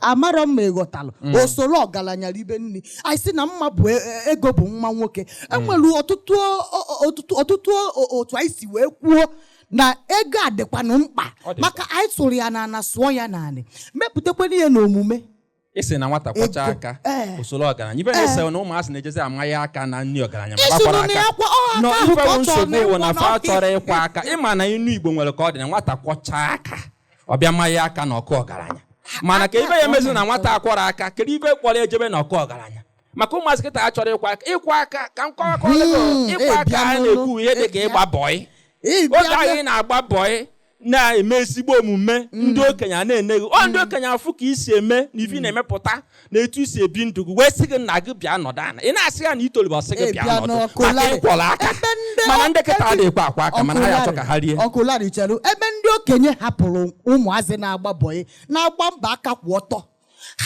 ịhapụ ha ka ha bịa tinye aka n'ọkụ okenye soro okenye rie nne cheruzie nwatakịrị je mee yahoo ma ọ bụ mezie etu a wee bụrụ na mbogini nata wee si ya nna agụ bịa soro anyị lie ọnya ka m ji wee na-ajụ wee na-asị nwata na-eme ife na-ebenụ ka ọ bụ okenye nọ n'ụlọ ewu wee na-amụ n'ọgbụ ngwagwa m mbe ndị anyị ga-ejidekwa bụ okenye ara arapụ isi aka agba ụrịọ okenye ka a ga-ejide nnọọ maka na oge Igbo bụ Igbo iburu ụgbọala nata ma itolubere ịba ụgbọala nna gị ajọ ga-ebe ka o si ọ ya gwa akwụkwọ ụgbọala ahụ n'ilo ịma mbukwa bata be o wee jụọ ga-ebe ka o si kedu ọkwa ijere ọrụ mbụ nke mbọsị a kedụzi ka isi buruzi ụgbọala nata mana kịta bụ na ịjụọ ka esi kpata ego asị gị na o nwere ka asị n'ibe heta ọ nke na-ewuzi kịta n'ibe heta na ego adịghị ekweta esi kpata ya n'ibe ama ọsị kpata ego mana ọkwanụ ya bụ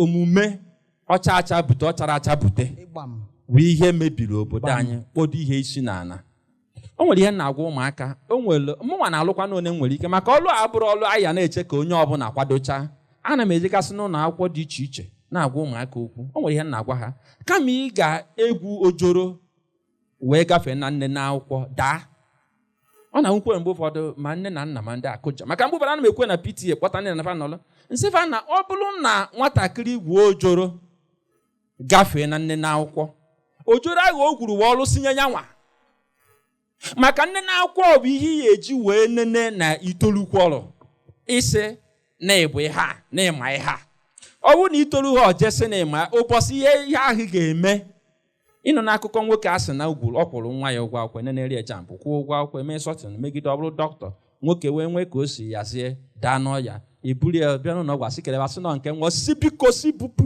ebe a n'ụlọ ọgwụ nwa ya maka nwa esi wee gị wee bụrụ dọkịta si ka asị na-ebe ka ebute biko ngwa bunenu si bute ebe ọzọ akasị mmadụ abaghị n'ọnụ ka nsị bakwara n'ọnụ maka nwoke ma ka esi wee mewụrụ dọkịta maka ọ ma na nwa ahụ metụ ya aka n'ọkwa ọnwụ ka ọ na-achị nwa o wee bụrụ ma okwu bụrụ ma inu na anyị ga-adịkwa na nkwadobe igwe onwe anyị nke bụ eziokwu ndị mmadụ na-ekunye kịta were ego ha kpatara akpata ma nke ha zutere ezute jee kwụọrọ ụmụazị kwụọ mmadụ ụgwọ ojenenele onye ọzọ nne na akwụkwọ a na-eme ya eme ịmakwa na oge anyị nọ skuul oge nọ DMJS ọ bụrụ na ịnọrọ na họl ịgbatị onu wụ ofense ịma ị na-ede ife oge ahụ a na-agụ n'akwụkwọ idekata iti extra pepa ị na-ede nakata unu afọ ụfọ iji gbatị onu na permission ị chọrọ ịgbatị onu maka giraffe ka o nwere ka esi gbatị onu enyi ha ekweghị aka debe gị na steji si nke ife na-agbatịrị onu every time na-agbatị onu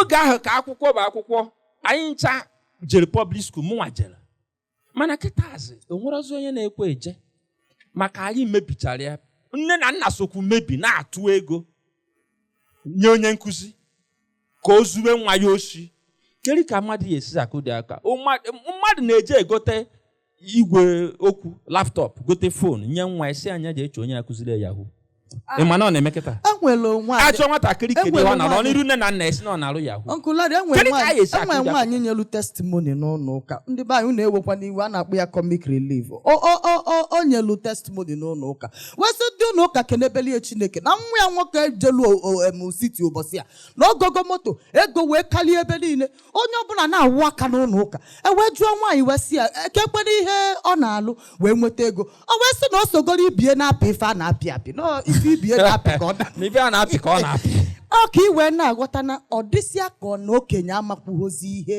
nke bụ eziokwu ọ dịzie ka ọ na okenye amakwuhozi ihe dị mma o kwesịrị ime ka ọchịchọ a gwara anyị na contentment is great gain ọ na ndị Igbo chọọ ka Igbo nachigha ebe fa ịmakwa na-eji Igbo ama atụ ọ bụrụkwanụ taa ka eji anyị Igbo eji ama atụ na mba ịmakwa na oge a na-ebi eburu ndị mmadụ n'Afrịka je na-ele n'obodo Igbo na ndị Igbo anyị wuru Rolls Royce of slaves. You nwere idea a na-atọpụ Igbo ego so na slave nke bụ onye Igbo asị na etikwara $5 na onye Igbo ebe ọ bụ na anyị jere ama na anyị dị iche maka ịkpọta onye Igbo ka ọ bịa wụlụ oru ọ bịa udozigharịa be gị ọ bụrụ na ị na-aka ọkwa ihe ọma bụrụ eme one anya gwa ka anyị esi mezie ego apụta na ya bụrụ onye isi ọlada Akwino ka a na-asị na egoro slave ego na ọdịrọ free Akwino wee jụọ ga-esi kedu ka esi emedi biznes ya ị nwere ike ile m ọsị ya yes na ị nwere ike so na ị nwere ike ilesi m onye ọzọ asị onye Igbo ọwụ ọsị ya yes ọsị kedu ka esi eme ọsị na onye ahụ kwelu n'ọnụ olesi ya ọsịsọ onye ọbụla ji ego na ị nwere ike ilesi ọsị ya so na ọsị ya so na onye ahụ nye gị ego lesizi onye ahụ na-ekwuzi n'etu slave ahụ esi wee na ọsị ya yes akwa anyị nọ je kpata eje sevu ego sị ya na m bịara igoro onwe m o nwere onye ọzọ ya echudecha ebe isi na-ego ka eji ego biko delu na receipt na Ọlada Akwino goro Ọlada Akwino ka njebezie nwoke deli receipt and ọ tọpụrụ ego asị onye Igbo si lesi m tinye ngwa werukwa $2 lesi m anyị bụ ndị Igbo mana ife mere ya bụ na anyị bịala ego ahụ eji mara anyị ịgba mbọ eji mara anyị bịala harapụzie ịkwa aka ịma na inu agha amaka nọọ nwata kwa aka usoro okenye rie nne ife na-ewutezi m na-ada akwọzi aka jee iri nne ọ bụchakwa na ihe na-ese ego amaka mana nsogbu anyị nwere bụ na anyị ada akwọzi aka jee iri nne ego ka eji edozi obodo o nwere ihe m kwuru na igwe okwu tata na redio ọ bụrụ na anyị nwere gọvanọs na ala Igbo nwere echiche anyị nidere ego federal gọọmenti ije n'obodo oyibo ndị ji ego na-adọptụ schools etu esi adọptụ nwa ndị Igbo kwesịrị na ego enidere ego gọọmenti inwe skuul niile anyị lụrụ n'ala Igbo communities lụrụ ya ọ bụrụ gọọmenti ụna nwere idea oge Igbo bụ Igbo community school ebe a community school ọ ndị anyị nwa lụrụ ya anyị lụchazi asị gọọmenti na-enu skuul o nwere ndị ọzọ na-eme na Naịjirịa ọ na n'ala Igbo ka ofu onye na-alụ n'ụka ofu onye na-alụ n'ihe na-ekwu na anyị nwụrọ maka ndị na-achị anyị n'ala Igbo na-abụ ha zụchazie ego anyị ha ma nwezi ọnụ ha eji wee si ndị ji ego nye aka anyị nwee an honest Emeka Omeru did it. Emeka Omeru alụla anyị na Ndụ Stadium. Many of you amaro the story. Iche ịma ka esi lụọ eje na gate. Ifu ndị nyere the donation eje lụọ. Ọ bụrụ gọọmenti lụ na Ndụ Stadium. I respect that man. Till tomorrow amara m onye ọ bụ. Mana I respect him. Emeka Omeru achọ ịlụ teaching hospital for the Ndụ University Teaching Hospital. He did something very simple. Old Anambra State. Na ndị ọwụ na-debe elu $10 million on the table alụ ebe ha. That was tapping into the wealth of ndị Igbo. Ọyọbara ego. Ndị Nnewi mee nzukọ kpọtụ ụmụnne ha ndị ọzọ bụrụ n'Oraifite. Ha echere dị ka anyị nyere ndị ọzọ space awụ $10 million debe na table. That's why that hospital is at Nnewi. Nnewi led the charge. You can enwere billionaires na ala Igbo that can adopt 10 schools. Igwe na Igbo 10 schools aba idoziela ya dịka school ndị ọcha ikwu afọ ya abe ọ bụ na afago bụ Okeke afọ mama ya mgbaafọ Okeke Memorial Secondary School ikwu nke a mgbakwụkwọ mgbe ifu na school ya agwụ mma mana tupu gọvanọ akpọ ndị mmadụ bịa anya aka nyanwa bụ gọvanọ ọ ya agwa ihe o ji ego nke anyị mee. Ala Igbo kwesịrị ịdị ka obodo oyibo.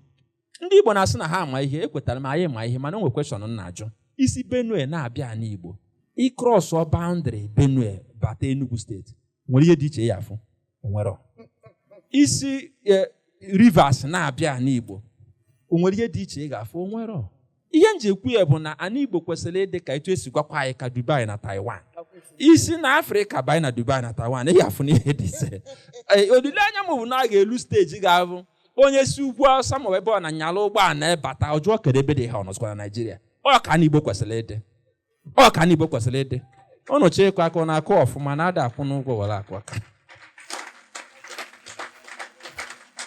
ihe a na-ekwukwa ọkwa anyị nwa ga-eme onye nyara ụgbọala ebata rapụkwanụ na maka ka sọrị ka m kwukwa nke a ihe a nnachi ikwu onwe ndị ama like mana mma ekwu maka eziokwu onwe ndị ga-asị nnọọ mgbe e kere Biafra anyị abịa doziwe ebe anyị wee sị ya biko na onye amara akpọ ogene ya ma egene ya na-egba anya n'ọdụ jeenu na Spain nwebe a na-akpọ Catalonia. They are not waiting, they are fighting for self-determination. Mana be how the most prosperous na the whole country. Go to Germany. The whole industry is na motor, na BMW, they concentrated in one region.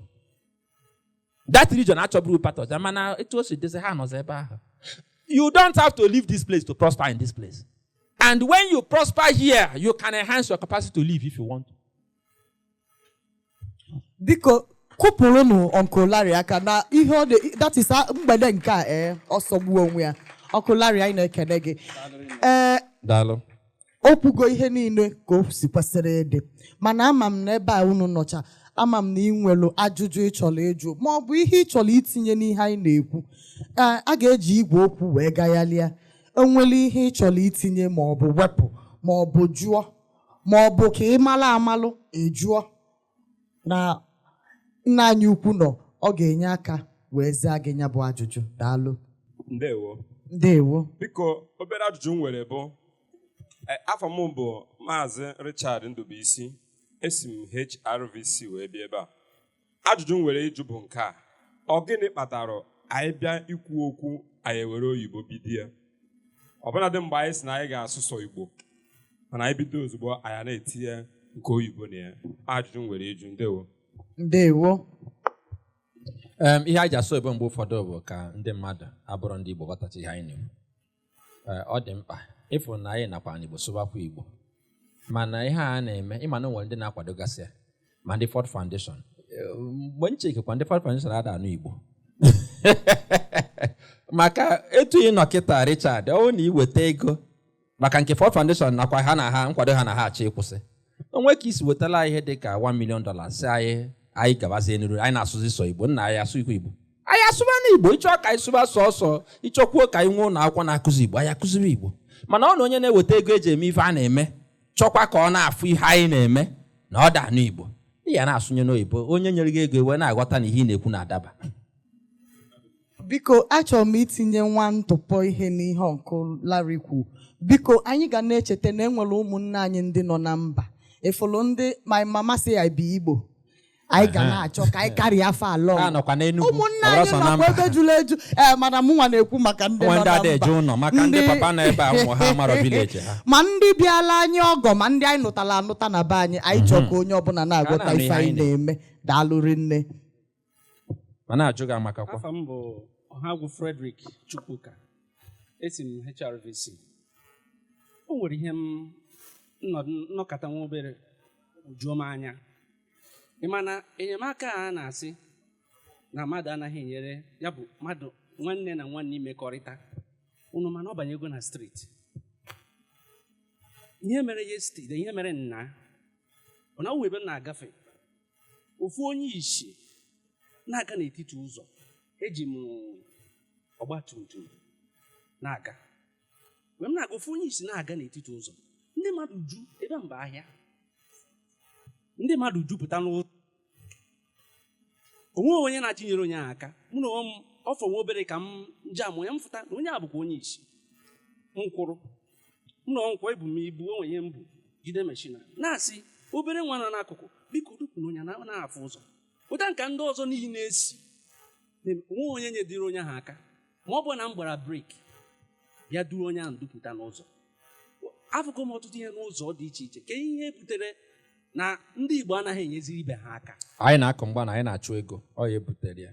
Anyị ga-eji nwayọọ maka ndị a niile chọrọ inye aka, ha na-agba spidi. Ngonwa bịara n'anya fụ na ihe mere iji bụrụ mmadụ na inwere echiche mmadụ bụ na ọnụrụ ube nwanne agba n'ọsọ ka isi ekwe. Onye ahụ inyere aka ube nwanne, ngonwa paakị ya ọgbatumtum rituo, mana enwekwa ndị ji ụkwụ wee ganyere ya aka. Ihe a bụ ihe na-alụ buru ike mgbe onwekwa ndị otu anyị na-alụ ya na-enye aka, mana ụkwọrọ ndị be anyị eme. Ndụ anyị dị abụrọkwanụ sọsọ maka ịkpata ego, biko na mara metụ ọzọ mma esikwe. Ihe na-eme ndụ atọ ụtọ abụrọ sọ ịkpata ego. Ego dị mkpa, mana ihe ga-abụ ịbịa n'anya na ndụ gị mgbe ị ga-anọzi n'ọdịda anyanwụ ndụ gị, ị na-echigha anya azụ, ihe ga na-atọ gị ụtọ, ihe ga-eme ka ndụ baalụ gị uru nye nwee isi bụ na ndị megasịrị ihe a na-abịa ekene gị. Onye bili ndụ ya ọfụma nyere ndị mmadụ aka, be ga-adị ka Jerusalem a na-eje pilgrimage. ọnọdụ a na ndị mmadụ abịa na-ekene na-asị kpọrọ ụmụ sị ka ha jee na onye azụrụ ya, na onye anyeli ọlụ, na onye anyeli admishọn, na onye ame ndụ ya na-etoli ogologo. Onye nji wee melụ nna kịta dị 93 years. Etu a ka esi abịa. A na-abịa ịbịabeghị ifu ndị ọzọ bịala, onye nke eburu mmanya, onye eburu banana, onye keri nke mere na ọma dị 93 years. Why?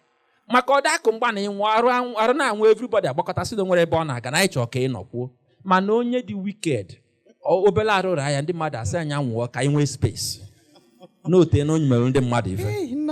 Na-echekikwa na onye na-achụkwa ego, onye ị na-achụ ego na-eri ego, ị na-echekikwa n'ọkwa n'ihe aka inyere ndị mmadụ bụ ihe ndị mmadụ na-ene nta. Ọ bụrụ ego n'inwe onye gbasara mụ na ego n'inwe, ọ na ego ahụ emetụtara m nwere isi, nwere uru ọ bara m.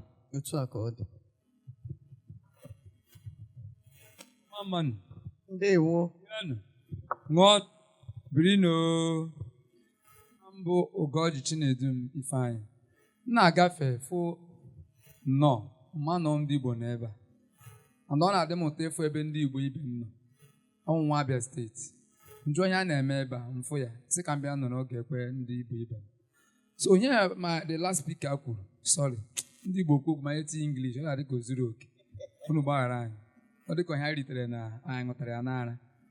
So onye ikpeazụ kwuru, o nwere ụbọchị echele m ihe ọtụtụ oge ka ihe mere ndị Igbo ji kpọọ onwe anyị asị, mana ndị Awụsa fụrụ onwe ha n'anya. Onye karịa ndị Igbo, etoro m na Abuja, afọ nka nchi fụ onwe ha n'anya. Onye ụbọchị mba na keke a na-agbakọta, ọ kwụsị ofu onwe problem na-achọ onye ga-epushi ya, ọ na-arịọ ndị keke ibi ya ka ha tiri ya okwu nyere ya aka gaa ugwu. Among ndị keke niile ọ na-arịọ ka ha nyere ya aka, ndị Igbo anyị o nwere nke ekwere kwụsị. And ọ gwara na o meghị Nkata many times na ọ gwagwụrịrị ndị Awụsa ma Yoruba na-enyere ya aka. And I send them na-afụkwa ya onye bịa kwụsị nyere ya aka tiri ya okwu keke ya rinwe ugwu onye Awụsa tiloru artisan.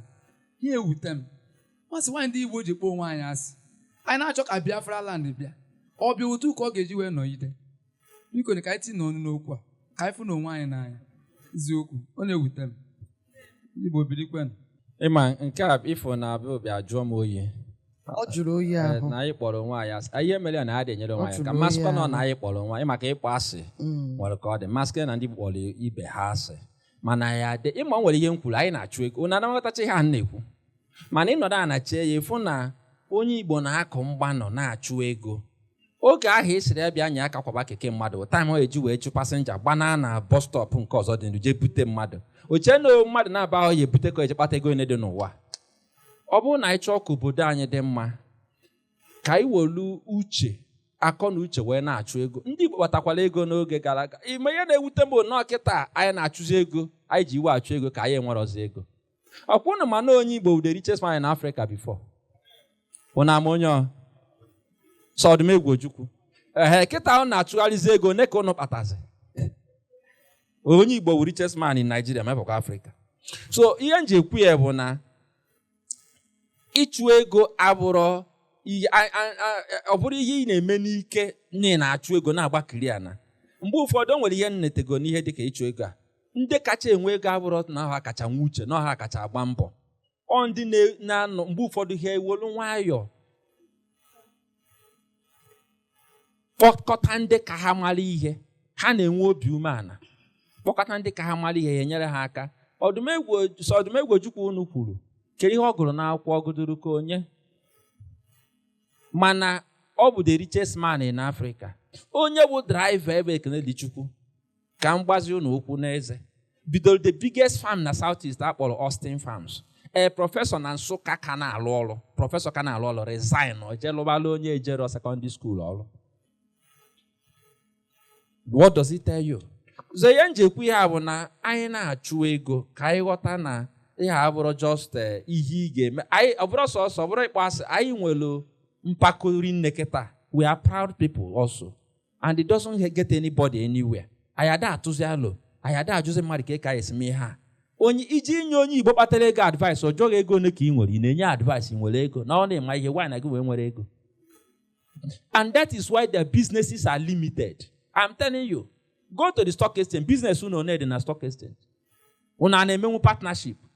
ọ dị ekwe unu eme mana ụmụazị Yoruba na-abụ ya pụta gbakọta ọnụ bido kọmpanị bi ọtịba na-egwu akpata gị ego ife aka ya ekwu erika obi nwanne a anyị na-enweghị maka na ihe eji ekwu ya akpọba ndị kpatara ego ikwubulie ịkpọlụ Asians enwe ndị ịkpọchalụ kpọọ Jewish people ọ wee bụrụ maka na obi nwanne which ọ dị m ka ọnya ka nwanne anyị nwoke na-akọwata na ọ na-ala akụzụ mụnwa dachi isi na ịjụkwa m ịkpa asị na obi nwanne awechara ịkpa asị dị mana ụmụnne ha nọ na mana ịkpa asị sokwa na ya ịghọtago enwekwa ndị na-akpọzi asị maka a na-azọ enwe nwanne nwaanyị sọrị mana enwere ihe ọzọ anyị na-emekwa m chọrọ ịlụtụ aka anyị na-azọ nso anyị na-eme ịmakwa ndị na onye ama nkanata nwa ego nke na-ewutezi m na ọ batakwuzi na ezinụlọ nye ụmụnne a na-azọ onye ya aka mmadụ na-achọ ka ọ dọtuo nwanne na ọrụ abịa na famili oze na ọka enwe ego amara m onye mere anya mana onye mere anya ebe a nna m ukwu na-ekwu ka mụnwa chọrọ ịlụtụ aka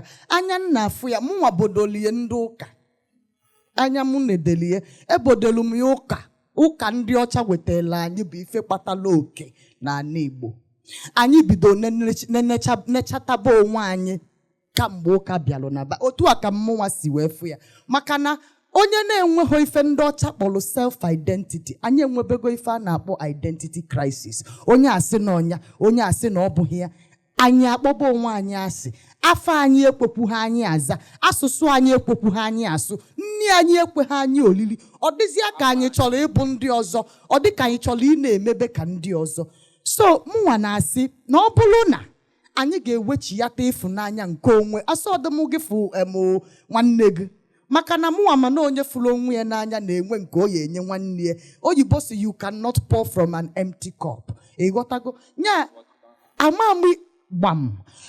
m ihe anyị ga-eme ka anyị fụọ onwe anyị n'anya ọzọ ọ bụrụ na o nwee ka anyị ga-esi megide ka anyị fụtabakwa onwe anyị n'anya ọzọ anyị ga-enwe nke anyị ga-edofọrọ nwanne anyị eziokwu ka ikwu ife anyị ga-emekwa na ịma na ife anyị na-ekwu erika ife anyị na-ekwu amakakwu mana ihe na-ewute m n'ụdị okwu a na-ekwu na ekwucha ya mgbe ụfọdụ onye ọbụla na-asị na ihe ekwuru amaka amanje elu ọrụ mụ achọrọ ịjụzi ajụjụ kedu ka anyị ga-esi ji elu ọrụ unu fụrụ ka ndị mmadụ onye ekunye ọsọ n'osu HRVC pụtara Human Rights Volunteer Corps oge nọ na naịbalị bekata sị na ya abụrụkwana ihe a na-ebesa akwa ka anyị maka na ihe anyị ga-eme ebido chịkọtaba ndị mmadụ ụfọdụ na-asị m na n'onweta dị ka iche emebigo m hapụ ihe mmemeje na mana agwaghị mmadụ n'ihe anyị goro aka agwaghị etu o si wee nyere obodo anyị aka mmegbu benatatụ anyị na-afụ aka gị benatatụ wee na-asị na anyị ga na-ajụkwa n'onwe anyị kwuchaa ọmarịcha okwu a niile kedu na ka anyị ga-esi tinye ya n'ọrụ site n'ebe a na-asị anyị nwa bịagasịrị ebe a kịta ihe anyị na-ekwu metụtara anyị n'obi ihe anyị na-ekwu eziokwu ọ bụrụ na eziokwu na metụtara anyị n'obi anyị na-ajụ onwe anyị mụnwa bịara ebe a gụnwa bịara ebe a kedu nke anyị ga-eme hapụgodo isi na ọ bụrụ mgbe onye ọ na-akwadoro ama nwere mgbe onye ọ na-ejikwado ka emebe ya ofu oge nọ onye bịa otinye nke anyị bido kịta meli ya gaba jụba kedu ka anyị ga-esi kwado ka anyị esi kwado Nkata Umu Ibe ka anyị esi kwado Center for Memories kedu ka anyị ga-esi wee mee alụ a na-atụgasị n'ebe a ka etinye ya n'ọlụ kedu ka anyị ga-esi ọ dị possible inwe special session akpọgasịa ma ndị ụka ma ndị politishan ha gwara abịa anyị nwa ga-akpọtanwu ha onwe ndị ya mmasị bịa ha abịa maka na mụnwasị ha bịa kedu ka anyị ga-esi wee tinyegasị ihe ndị anyị na-ekwu na ọlọkwa na ihe dị mkpa maka anyị kwuchi ya kịta ya na ekposa echewekwa mgbe anyị akpọkwa anyị ọzọ ọ bụ na ihe niile anyị na-ekwu na alụ niile anyị na-atụ na na-etinye ya n'ọrụ obodo anyị ga-amagbu onwe ka akwụkwọ ntụpụrụ anyị daalụrị nne biko ana m ekene onye ọbụla na-ekene Uncle Lali n'ụzọ pụrụ iche na-ekenekwa onye isi ụmụadọgụ Ambassador Dr. Mrs. Chinemerem anyị onye isi ụmụadọgụ nji maka ya wee bịa n'ọgbakọ a biko ọ nwụrụ ajụjụ na-emetụta m nke a bụ ugboro ibo m na-abịa ụdị ọgbakọ a na Nkata Umu Ibe nke m bịara taa bụ pụrụ iche eziokwu na ihe nke abụ nke ọzọ mere m ma abịa hụ n'oge dịka m kwesịrị mana ajụjụ m wee bụrụ biko ka ihe anụnwa si wee na-adịzi m ụtọ ụdịka nkụzi na-afụ ebe a na nna anụ ebe a nke nụrụ ụbọchị izi m bịa na nke nnụkwa taa wee na-afụta nkata pụrụ iche nkụzi pụrụ iche si n'ọnụ ndị ama ama ndị ma ihe ha na-ekwu wee na-apụta wee na-ajụ biko nụ Nkata Umu Ibe anụnwa ọ naanị na this center for memories bụ ebe a ga na-enwe ụdị nkụzi dị otu a maka na nji uche wee na-agagharị n'obodo dị iche iche ọ dịka na mpaghara ọgwụba anyị ebe dị iche iche ọtụtụ ndị mmadụ ọtụtụ obodo na-enwe nsogbu na ihe gbasara human rights. Na mpaghara ụfọdụ ịpụta a na-azọ na ndị nke a bụ ndị nke ya nwanne anyị nwaanyị kwuru kịta identity crisis. Ndị nke a bụ ndị ohu, ndị nke a bụ ndị amadi, this and that, at this generation, in this generation. So wee na-ajụ biko ọ ga-ekwe omume na o nwere ka a ga-esi were nkụzi a jetu na ime obodo ọ dị possible atọ ka sọsọ n'ebe a ọ bụkwa na sọsọ n'ebe a ka enu ka anyị ga-esi wee menwe ya datina o nwere ndị m na n'obi m kịta ebe a m nọ kịta na ha nidere nkụzi anụnwa karịa m onwe m nọ n'ebe a. Daalụ nụ. Nwaanyị mara mma, daalụ. Biko kedu afa gị nne m ukwu? Aha m bụ Deborah Nwachukwu. Biko kụọlụnụ nwaanyị aka kụọlụnụ ya aka. Ndeewo nne m. Nnọọ. Ajụjụ ya maka ịma na ife o kwuru abụrụkwanụ ihe anyị ga-azanwu nọọ nwanne anyị nwoke ya aza mana akwadolu ma ọ bụrụ na moshọn ndị ndọrọ ndọrọ si na moshọn mụnwa sọpọtụrụ moshọn akwụ m ya n'azụ wee na-asọpọtụ ya ọ bụrụ na ka anyị esi wee mee ya ka ọ bụrụ na ha ama mbuga nwa ebe ahụ niile anyị achọ na nwere ka anyị ga-esi akpọtagasị ọdị ka ha bịa ebe a na-anụ ihe a na-ekwu maka na ọ bụrụ na ha bịa uche ofu onye gbanwekwana ka ndị ụka si wee nweta ana Igbo ha bịa ha eje chọba onye ọ bụ nyanwa na-achịkọta obodo nyegide ya nsogbu ọ sị na ojebe n'ụka o kwetara ojebe n'ụka asị hee na ala omere ndị mmadụ tikete na ala omere asị na ebe onye isi na-eje ka o chefu ihe na-eme ebe a ka onye ọbụla ejebe ka anyị kpọtakwa na ọ dị ka ọ dị ha bịa ebe a sorozie kwube ka edozie obodo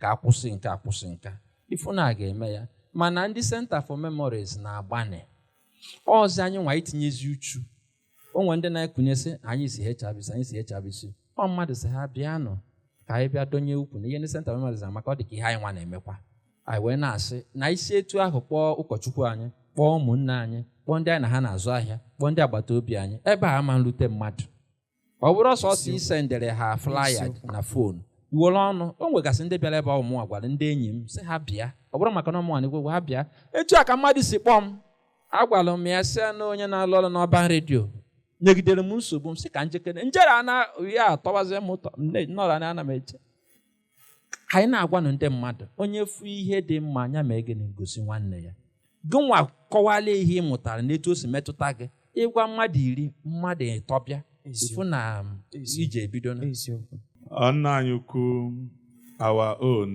Ogalari, I salute you. Onye isi anyị daalụ. Daalụ sir. Onye na-ekwu bụ onye bụ Chimba, Chairman, Persons with Disabilities, Enugu. Sir, I want to first appreciate nwanne anyị nwoke kwuru okwu na ya bụ ọgba tumtum onye ya dị afụ ụzọ wee kwụsị aka. Nke bụ eziokwu bụ na Ogalere gwara anyị sometime in the past na meeting ndị otu anyị na anyị happy foundation that is a thing of the mind. A professor nwere ike gụcha akwụkwọ niile ọ ga-agụ still ekwutokwu vulnerability of persons with disabilities o werekwe ya as our people as all making it to be by the way of our socio-cultural beliefs. Nwanne anyị nwoke daarụ n'obiọma gị. Uncle Larissa, onye gee ntị na nkụzi gị niile ebe ọbụla i mere appear ọtụtụ n'oge ọbụla ma m na-anụ nkụzi gị na okwu gị ọ dị ka oziọma Chineke anyị nụgoro.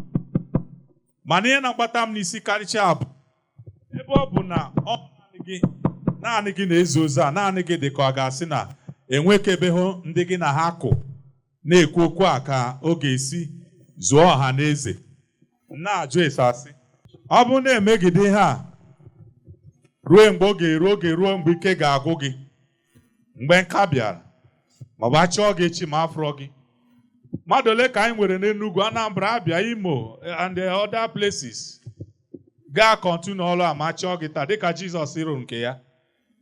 Biko amaghị m nwere atụmatụ just like nwanne anyị nwaanyị jụrụ maka ihe ndị Center for Memories na-eme. Ọ bụ na anyị nwere organizations ndị ọzọ dịkwa ka Center for Memories, efu na ihe a ga-akawanye mma ka o nwee ike n'izu ọha na eze. Mana okwu m na-agbado okwu n'ebe gị onwe gị bụ nna anyị ukwu Larry nọ. Kedu maka ndị ụmụazị gị ndị ọzọ maka n'oge nka ga-abịa? Ndewo sa.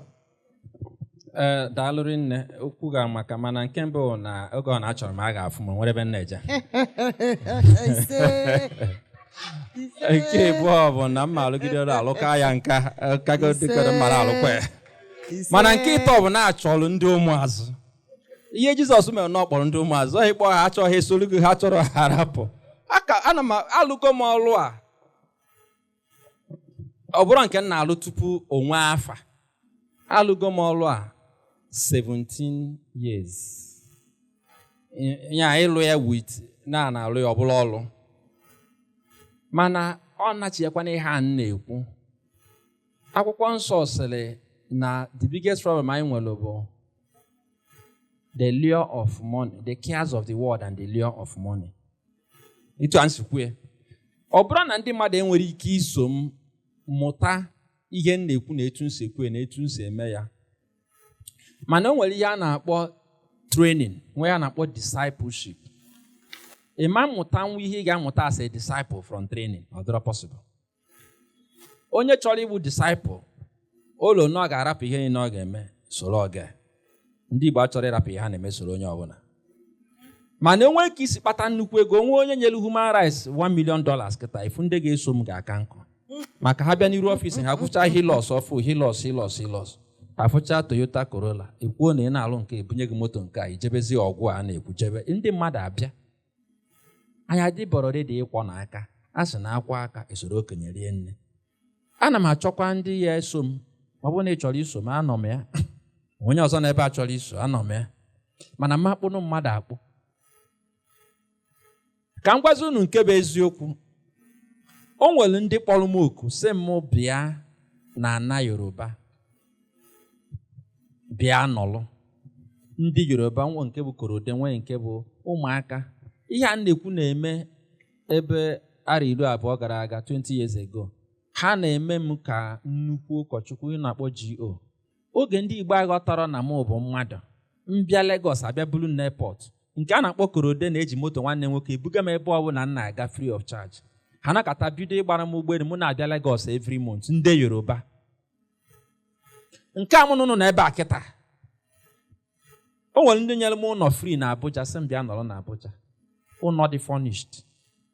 They say a prophet is not recognized in his own land. I tell our people that na ihe anyị na-achụkwa na ego a na-achọ nwere ndị ama nchụta. Go and check the records. When they ga achụ ego chụọ ya the entire lifetime. Maka na ọ bụrụ Chukwu dele ha. Ha ma nchụta because Chukwu sendele ha jee nyelu n'obodo aka ịrapụ eje na-achụ ego. Ịma nchụta dị ego ịchụtagode o nwere uru ọ ga-abara gị. Mana isoro ihe gị na Chu gị kwuru, life will be good.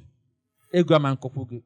Ama m na nna alụ ihe nna, mana nwebara n'ụbọchị njere ebe ọ bụ na ayọ onye ịmụ nne. Ihe na-ekwu na ndị be anyị achọrọ ihe a ejughị ego one ka ị na-anata n'ihe, ọ bụ na ego rie ndị mmadụ abịa.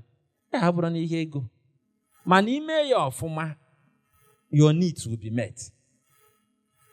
So my brother, ihe kwuru bụ eziokwu na ya chọrọ ndị ga-abịa ka ha mụtakwana ihe a ka o zuo ọrụ ọnụ. O nwekwara ndị nọ na HRVC na-agbane na-emesi onye ha nwere ike ime. Mana aghọtara m ihe ị na-ekwu. Ndị na-eso mmadụ ga-amụta ọ na-ekwu okwu dịka onye ahụ na-ekwu. Ije n'ụlọ ụka ya ada anyị nwaanyị, nnukwu ada anyị kwuru. Ije n'ụlọ ụka ịma nwere ndị ụlọ ụka ya bụ ife ọ gaghị oge isi ndị ọzọ ege. Onye nke a na-ekwu etu ndị ọzọ a na-ekwu. Ọ ya na-akpọ discipleship. Ọ bụ na ighere isi ahụ ma na ide eso ọga ọfụma maka ọ gaghị isi. Ọ ka esi eme. Ihe na-achọ bụ na onwekwa ndị dị chọrọ iso m. anọkwa m ya. Nke a nkụlarị gba nke a na-akpọ stray bullet. Ọ gbasazịa gị, ọ metụtasịa Onwerekwa gị onye nke a mgbala. gbasala. Onwerekwa onye mgbala. Okwu ka anyị tụrụ Daalụ atụ. nna m ukwu. Nke a bụ daalụ nne gaa n'iru nwanne m. Ndị be anyị ekene m unu. Daalụ nụrụ nne. Afa m bụ Nwaada Chinagọrọ m. Uncle Larry, asị m ka nkene gị. Okwu niile i kwuru ebe a, ọ bụrụ ndị kwuru okwu ha sị anyị asị na okwu kwụ ọtọ ka poolu eletrik. Ajụjụ m wee bụrụ enwere certain ideologies ikwuchara ihe gbasalụ ka ị na-ekwu okwu ikwute maka igwe bụ ike ekwute maka onye agha na nwanne ya. Achọrọ m ka ị kwuo maka akụrue ụlọ ka ife o ji wee dị ka ndị Igbo anyị ụmụnne anyị fa prefer ịga n'ezi setie biznes fa na-eme ọfụma, mana inezi anya ọfụma ịfụ na such businesses fe nwere ya n'ala Igbo. Kedu ife melu anyị ji wee bụrụ odogwu n'ilo karịa na be anyị? Ya ọkamma na Main Road. Ọkamma na Main Road, nwaanyị ibe m. Uncle Larry, biko tinye ọnụ n'okwu. Daalụ nwaanyị mara mma. Ajụjụ ga-amaka. Ọ dịkwa ụzọ ihe na-abụ anyị ga na-ekwu na anyị na-ekwu ya. Ịma na ihe a ọ bụrụkwa n'obere ajụjụ ka ị jụrụ. Mana o nwere ajụjụ nwa chọkwala ịjụ. Ndị anyị na-asị nata n'ụlọ, anyị akwadokwara ebe ha ga-anata. Unu enwere industrial estate? Anyị nwebula ime na industrial estate ọkadị. Bọsụ họteelụ bụ indọstrị. Họteelụ ka unu nara na filling station. Sorry, iwe ga-adụ n'ọkụ. Asụ nọọsụ họteelụ bụ biznes na-aga n'ala Igbo. Akwa ikwu onye afacha ịnụsa gị ọgụ na onwekwa ife ọzọ gọọmenti na-ekwefa lụọ nọọsụ họteelụ bụ ihe a na-eme mana ọnya m ka anyị na-afa ekwu okwu ekịta maka na ọ bụrụ na anyị chọọ ka ndị a nataba ọ karịla gọọmenti ije wapụta ana lụọ industrial estate. Ada alụ ya alụ n'ihe ị chọrọ iwepụta ana kwuo na onye were ana ọ bụrụ na ọ lụrụ indọstrị ya na arọ abụọ o bidoro ịlụba anyị analụkwa ana nye onye chọrọ ịlụ. Tinye gas turbine generator ga-enye ha ọkụ ebe ahụ, tinyere ha mmiri, benata aka na tax. Ị ga-abịanwu tinye ego gị n'Enugu ịnụ ife na-eme na ana gụnwa na ọ bụrụ na ị nwere ịnọ Lagos chi igo ana lụ na ma m ndị chọrọ igo kwụsịrị kamụnụ na-ekwu kịta. Onwe onye kpọrọ m ụnyaafọ ma ebebe akwa ọ na-eme real estate business ọ were ya atọ na-adị elezi kpakam na ndị mmadụ na-ajụ kedu ihe na-eme n'Enugu. Ajụkwu m nwa esi m Abuja nata ihe onye ọbụla na-ajụ m bụ what is happening in Enugu n'igwe a na 5 million ikwuo gọọmenti 10 million. Kedu ka ihe esi bịazie ebe a? Kedu ka ihe esi bịazie ebe a itinyezi ego? Nya bụ nke mbụ anyị nwa akwadobere isi ụmụnna anyị nata. Akọlụ peace ọnụ Senoje na Lagos na-alụ the biggest aerospace maintenance hangar. O wee kọlụ anyị etu o si bi ụlọ ya na Anambra anyị jụ na ọ ma nlụ ya. Ọ bụ onye Anambra, ọ chọrọ ịlụ ya n'akụkụ Anambra airport. Onye nwa ji ọnụ ya kọzie ya, o tinyegokwa ego go ana ego ahụ o tinye tọrọ ebe ahụ o jee ndị Yoruba nye ebe ọ ya alụ ya ka ife isizi nwoke mmadụ mee ọ ya na-emezi biznes. Nke ahụ otu mpaghara. Ihe na-ekwudu na mụnwa echere na ihe kacha bụrụ nnukwu nsogbu bụ na ndị Igbo achọrọ, mana ije na Lagos anyị na-akpọ mgbe ụfọdụ na ha na-akwatu na-eme nka eme nka ifu ka ha si akwado biznes gụnwa ya dị surprised. Eje na Lagos ka esi akwado biznes ị ga-adị surprised. Nke dịka nwanne bụrụ onye bi Lagos bịa lụọ ọlụgo indọstrị n'Enugu, onye ya ama na-eje. Obodo anyị adịrọzi mma. Ndị mmadụ na-ewele ego sendị alụmụnụ ya sị egotere ha ana lụọ ụlọ, ha na-eso ụlọ onye ọzọ foto na-esendere ha. Unu nwere idea ọ natazie isi agbaka ya. Onye a ka ị ya bịa mepe factory ka ọ ma na-ejibere. Nke a bụ ajụjụ ọzọ anyị ga-aza. Ọ bụrụ na anyị dozie ebe anyị mebe omume ka mmadụ, oge anyị nwere oge na-aba azụcha afịa, oge Igbo bụ Igbo ọ na-aba azụcha afịa nwa bọ ime free ya na ọ ga-eme ego na-azụ combine. Na-echete nwa na-akpọ combine ọ ga-emepe branch nwa bọ ya ma na-eji ya ọ ga-enwetakwu ego si nwa bọ iweluzie mepenu branch kịta ka mmiri mee anya efi n'anya ịfụ na ihe na-eme anyị mere gịnị si anyị n'aka. Ajụjụ m bụ maka na anụ m mgbe a na-akọwa okwu, achọrọ m ka anyị nebekwu anya na ka anyị mara ebe mmiri si baa n'opi ụgbọgịrị. Enwe mgbe onye isi anyị na-ekwu maka na nwata kwọcha aka usoro ọgaranya rie nri. Adị ka nwanne anyị nwaanyị na-ajụzi kee na ụfọdụ nnukwu ka ekwuru okwu si na asị na onye ji igu ka ewu na-eso. Onye ọbụla tinyezuru uche n'ego. Kedu ebe nsogbu si? Maka na ụfọdụ ndị okenye na-abụzi asị na onye nwere ego nwere ọnụ okwu. Ọ bụ na ịkpataghị ego ahụ ime nwe ọnụ okwu, ọ bụgodị na ihe ị na-ekwu dị right, onwe ha na-ege gị ntị. So mezie uche onye ọbụla pụọ n'ije chụwa ego ahụ ebe ọ bụ na ego bụzi isiokwu. Ka ezi ebe nsogbu si baa nwatakịrị asị nwere ego na ịkpata ego, weda ma ịkwọrọ aka ma ịkwụ ha aka na a ga-anabata gị. Ka ndị okenye na-asịzi gị ya kpata ego ahụ, ya eweta ego ahụ n'ọya ka anyị chọrọ, ka a mara ebe nsogbu anyị si, ka anyị were na-asọ ofi obere. Ịma ihe ị jụrụ bụ nnukwu ajụjụ. Ụdị ha bụrụkwa onye ị ga-arapụ, anyị ga na-agwa ndị okenye na-agwakwa ụmụaka. Ya bụrụ ihe asị ka ị hapụ okenye gwaba ụmụaka, ma ọ ka ị hapụ ụmụaka gwaba okenye. Anyị ga na-agwa ndị okenye ọlụ dịrị ha, na-agwakwa ụmụaka na nke nwa na-agbakwa speed ihe enwekwa accident. Mụnwa adakwa na-eme ihe preaching. Ebe ọ bụ na m na-akọwa ihe, Adam eme ihe preaching. Adam asị gị mee ihe ka Chukwu dị happy. Adam agwa mmadụ mee ihe maka Chukwu. Ana m nje n'ụlọ ụka, Adam ekwu maka Chukwu. Gị mee maka ọdịmma onwe gị. Gị nwa na-ebu moto na-agba speed ihe enwekwa accident. Ị nwekwara ike man survive. Anyị bido kọwara ụmụaka ihe dị na dị ọcha bute ọchara bute. Anyị bido gwa ha na anyị achọrọ ụdị moto. Moto anyị amara ebe o si gị bupụ ya na do as I do na do as I say bụkwa n'ofu, ọ dị iche maka na ọ na-abụ ekwucha ya ụmụazị a na-ekirite ebe ndị na-eme akpa agwa dị nwaanyị na-survive n'obodo ha na-sustain. Abịa n'ụlọ ụka enyefe isi oche, onye ọbụla makwa na aka nwoke adịghị ọcha, onye ọbụla makwa na aka nwaanyị a adịghị ọcha. Apụtasị na hai nwoke dị otu a n'ozukwa ego obodo, nwaanyị dị otu a na omekwa na ife dị otu onye bụ nke na-ekwu ya. Ụmụazị anaghị ekili ebe ndị na-akpa aja agwa, obodo na-akụlụfa aka, obodo na-akwado fa na-akwalite fa. Onwere onye a na-akpọpụta, onwere onye a na-asị mgbe ihe imere ị ga-ata afụfụ dị na ya, ị ga-eme ntaramahụhụ dị na ihe imelu. Ọ dịzịa ka enweghị consequence ma ọ bụrụ ndị sụrụ oyibo. Ọ dị ka enwezi ataramụta ma mmadụ mejọọ. Ana m ajụ, anyị na-agwa ụmụazị ka ha gbanwee omume, anaghị ekirite ndị okenye na-eme ajọ omume, onwe ihe na-eme ha. Ịghọtago asị Holy Ghost fire somebody. Holy Ghost fire ekweghị enwe onye ọ fire. Since anyị ji na-eche ka Holy Ghost fire kụgbuo mmadụ, enwebeghị onye ọ kụgburu. Ndị niile a na-akpọ ka Holy Ghost fire tigbuo ha ncha nọcha. Ịghọtago mgbe na-asị biko etu a na-enweghị an outright consequence, enweghị gbam ime ya ikwuburu okwu before si na enwe nke ị ga-eme a na-akụgbu oge. Ịghọtago etu a na-enwezi a na-ikugbu mmadụ and the Holy Ghost fire a na-akwụzi awọkụ chazi like that. Kedu ife ndị ntorobịa na-ekiri maka ife anyị na-ekwukwenu obodo a na-ekwu 2026 young people amadị anya ha ya eji wee enwebeghị ebe afọ New Year resolution maka na enweghị onye maka ya bụ next year ga-echi so onye ọbụla belụ one leg.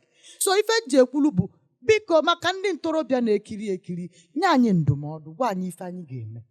Ịma na ihe kwuru kwa n'eziokwu na ndị anyị na-enye ndụmọdụ ha nlecha anya a na-ajụ ụnụ nwa na-enye ndụmọdụ ndị akwana.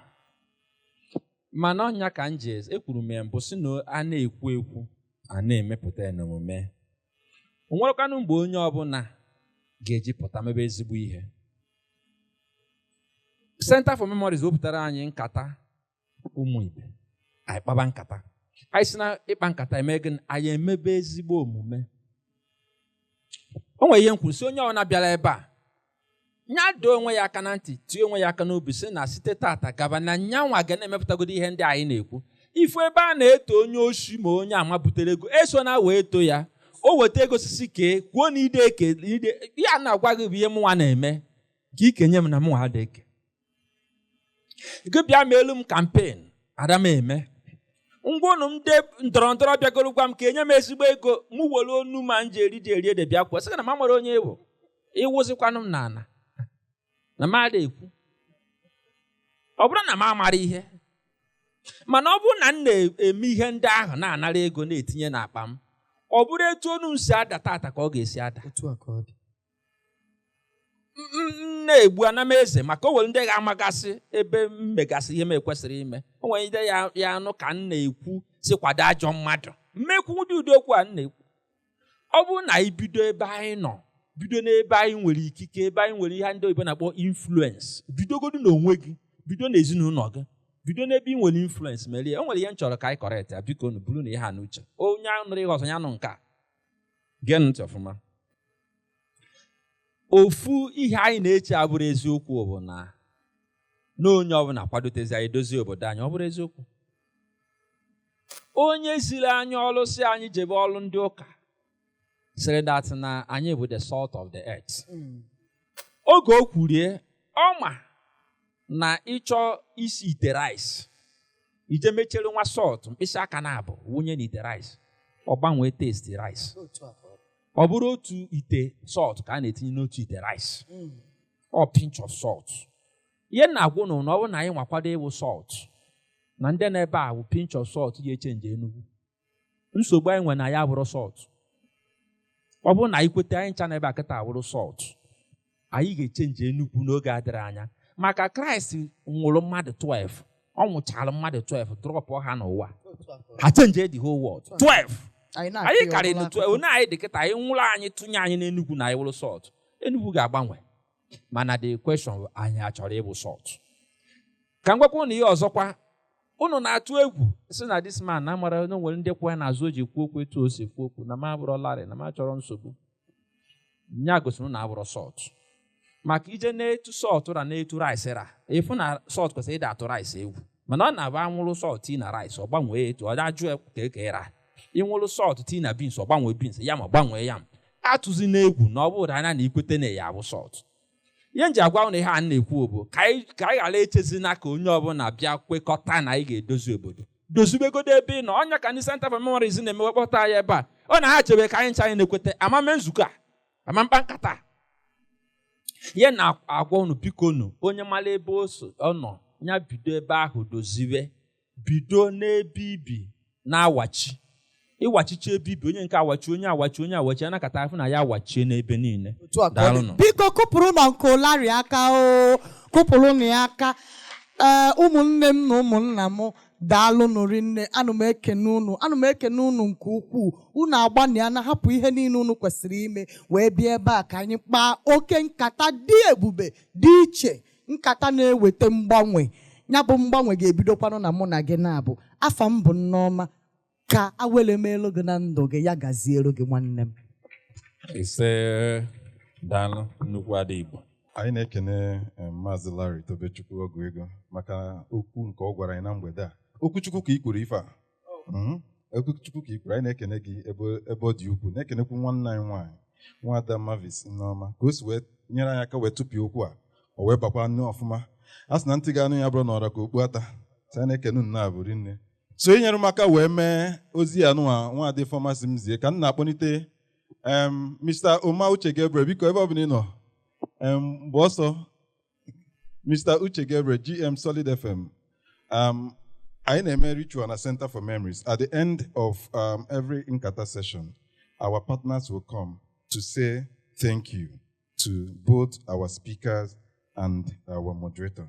Ndị be anyị daalụ nọ ndị mmadụ ọka n'ebe a unu anasịgo on behalf of Center for Memories, it's been a great conversation, and I was telling them I love the way it flowed.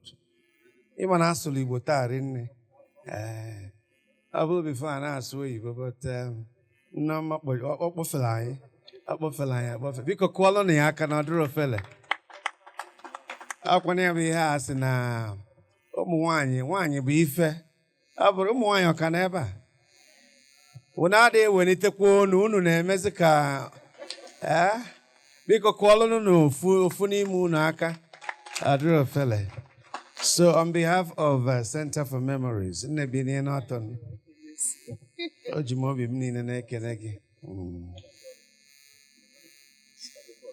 And ọ na-ekwu okwu na redio.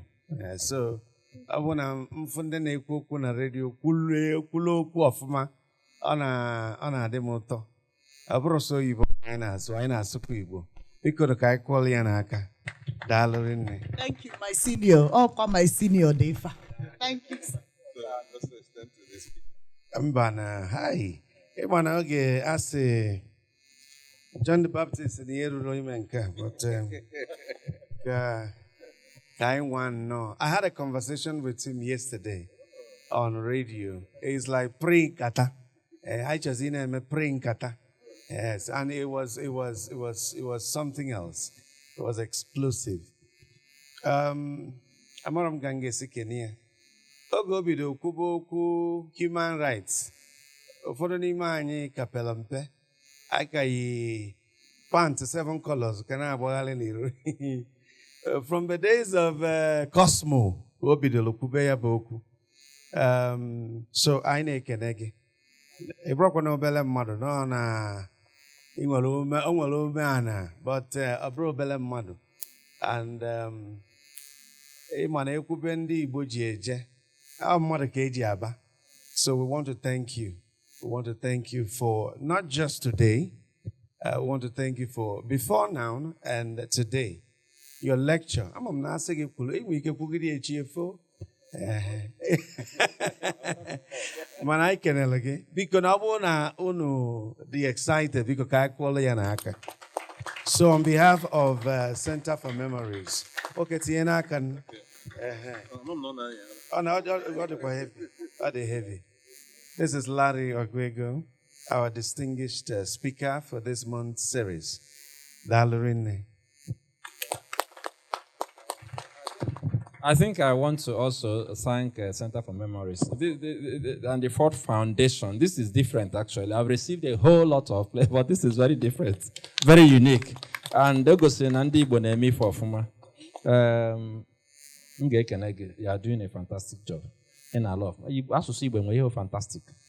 Na-alụ ọrụ pụrụ iche. Ọrụ pụrụ iche. Ọ pụrụ iche n'ọrụ. Ọrụ dị karịsịrị na mma.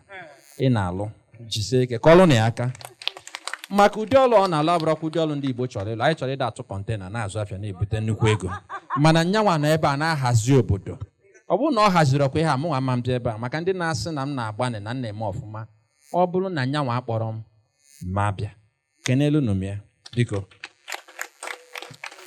UC, ịma na otego mụ na gị. Ọ kpọrọ nsị m bịa ka anyị mee pre-nkata.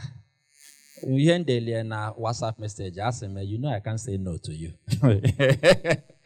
And I pray that our partnership continues. We have a shared passion for making change happen. And I challenge ndị na-eme media ebe a, na-eme social media, na-eme radio, na-eme TV. Do everything you can to use your platform to facilitate change. Wele ebe ahụ na-alụ ọrụ maka inwere onu ndị mmadụ na-anụ bido kwuwe okwu mebe omume ga-agbanwe obodo. Daalụnụ. Chukwu gọzie anyị niile. Uncle Larry, Voice of the East will join the pre-Nkata session for every month, sir. Well done.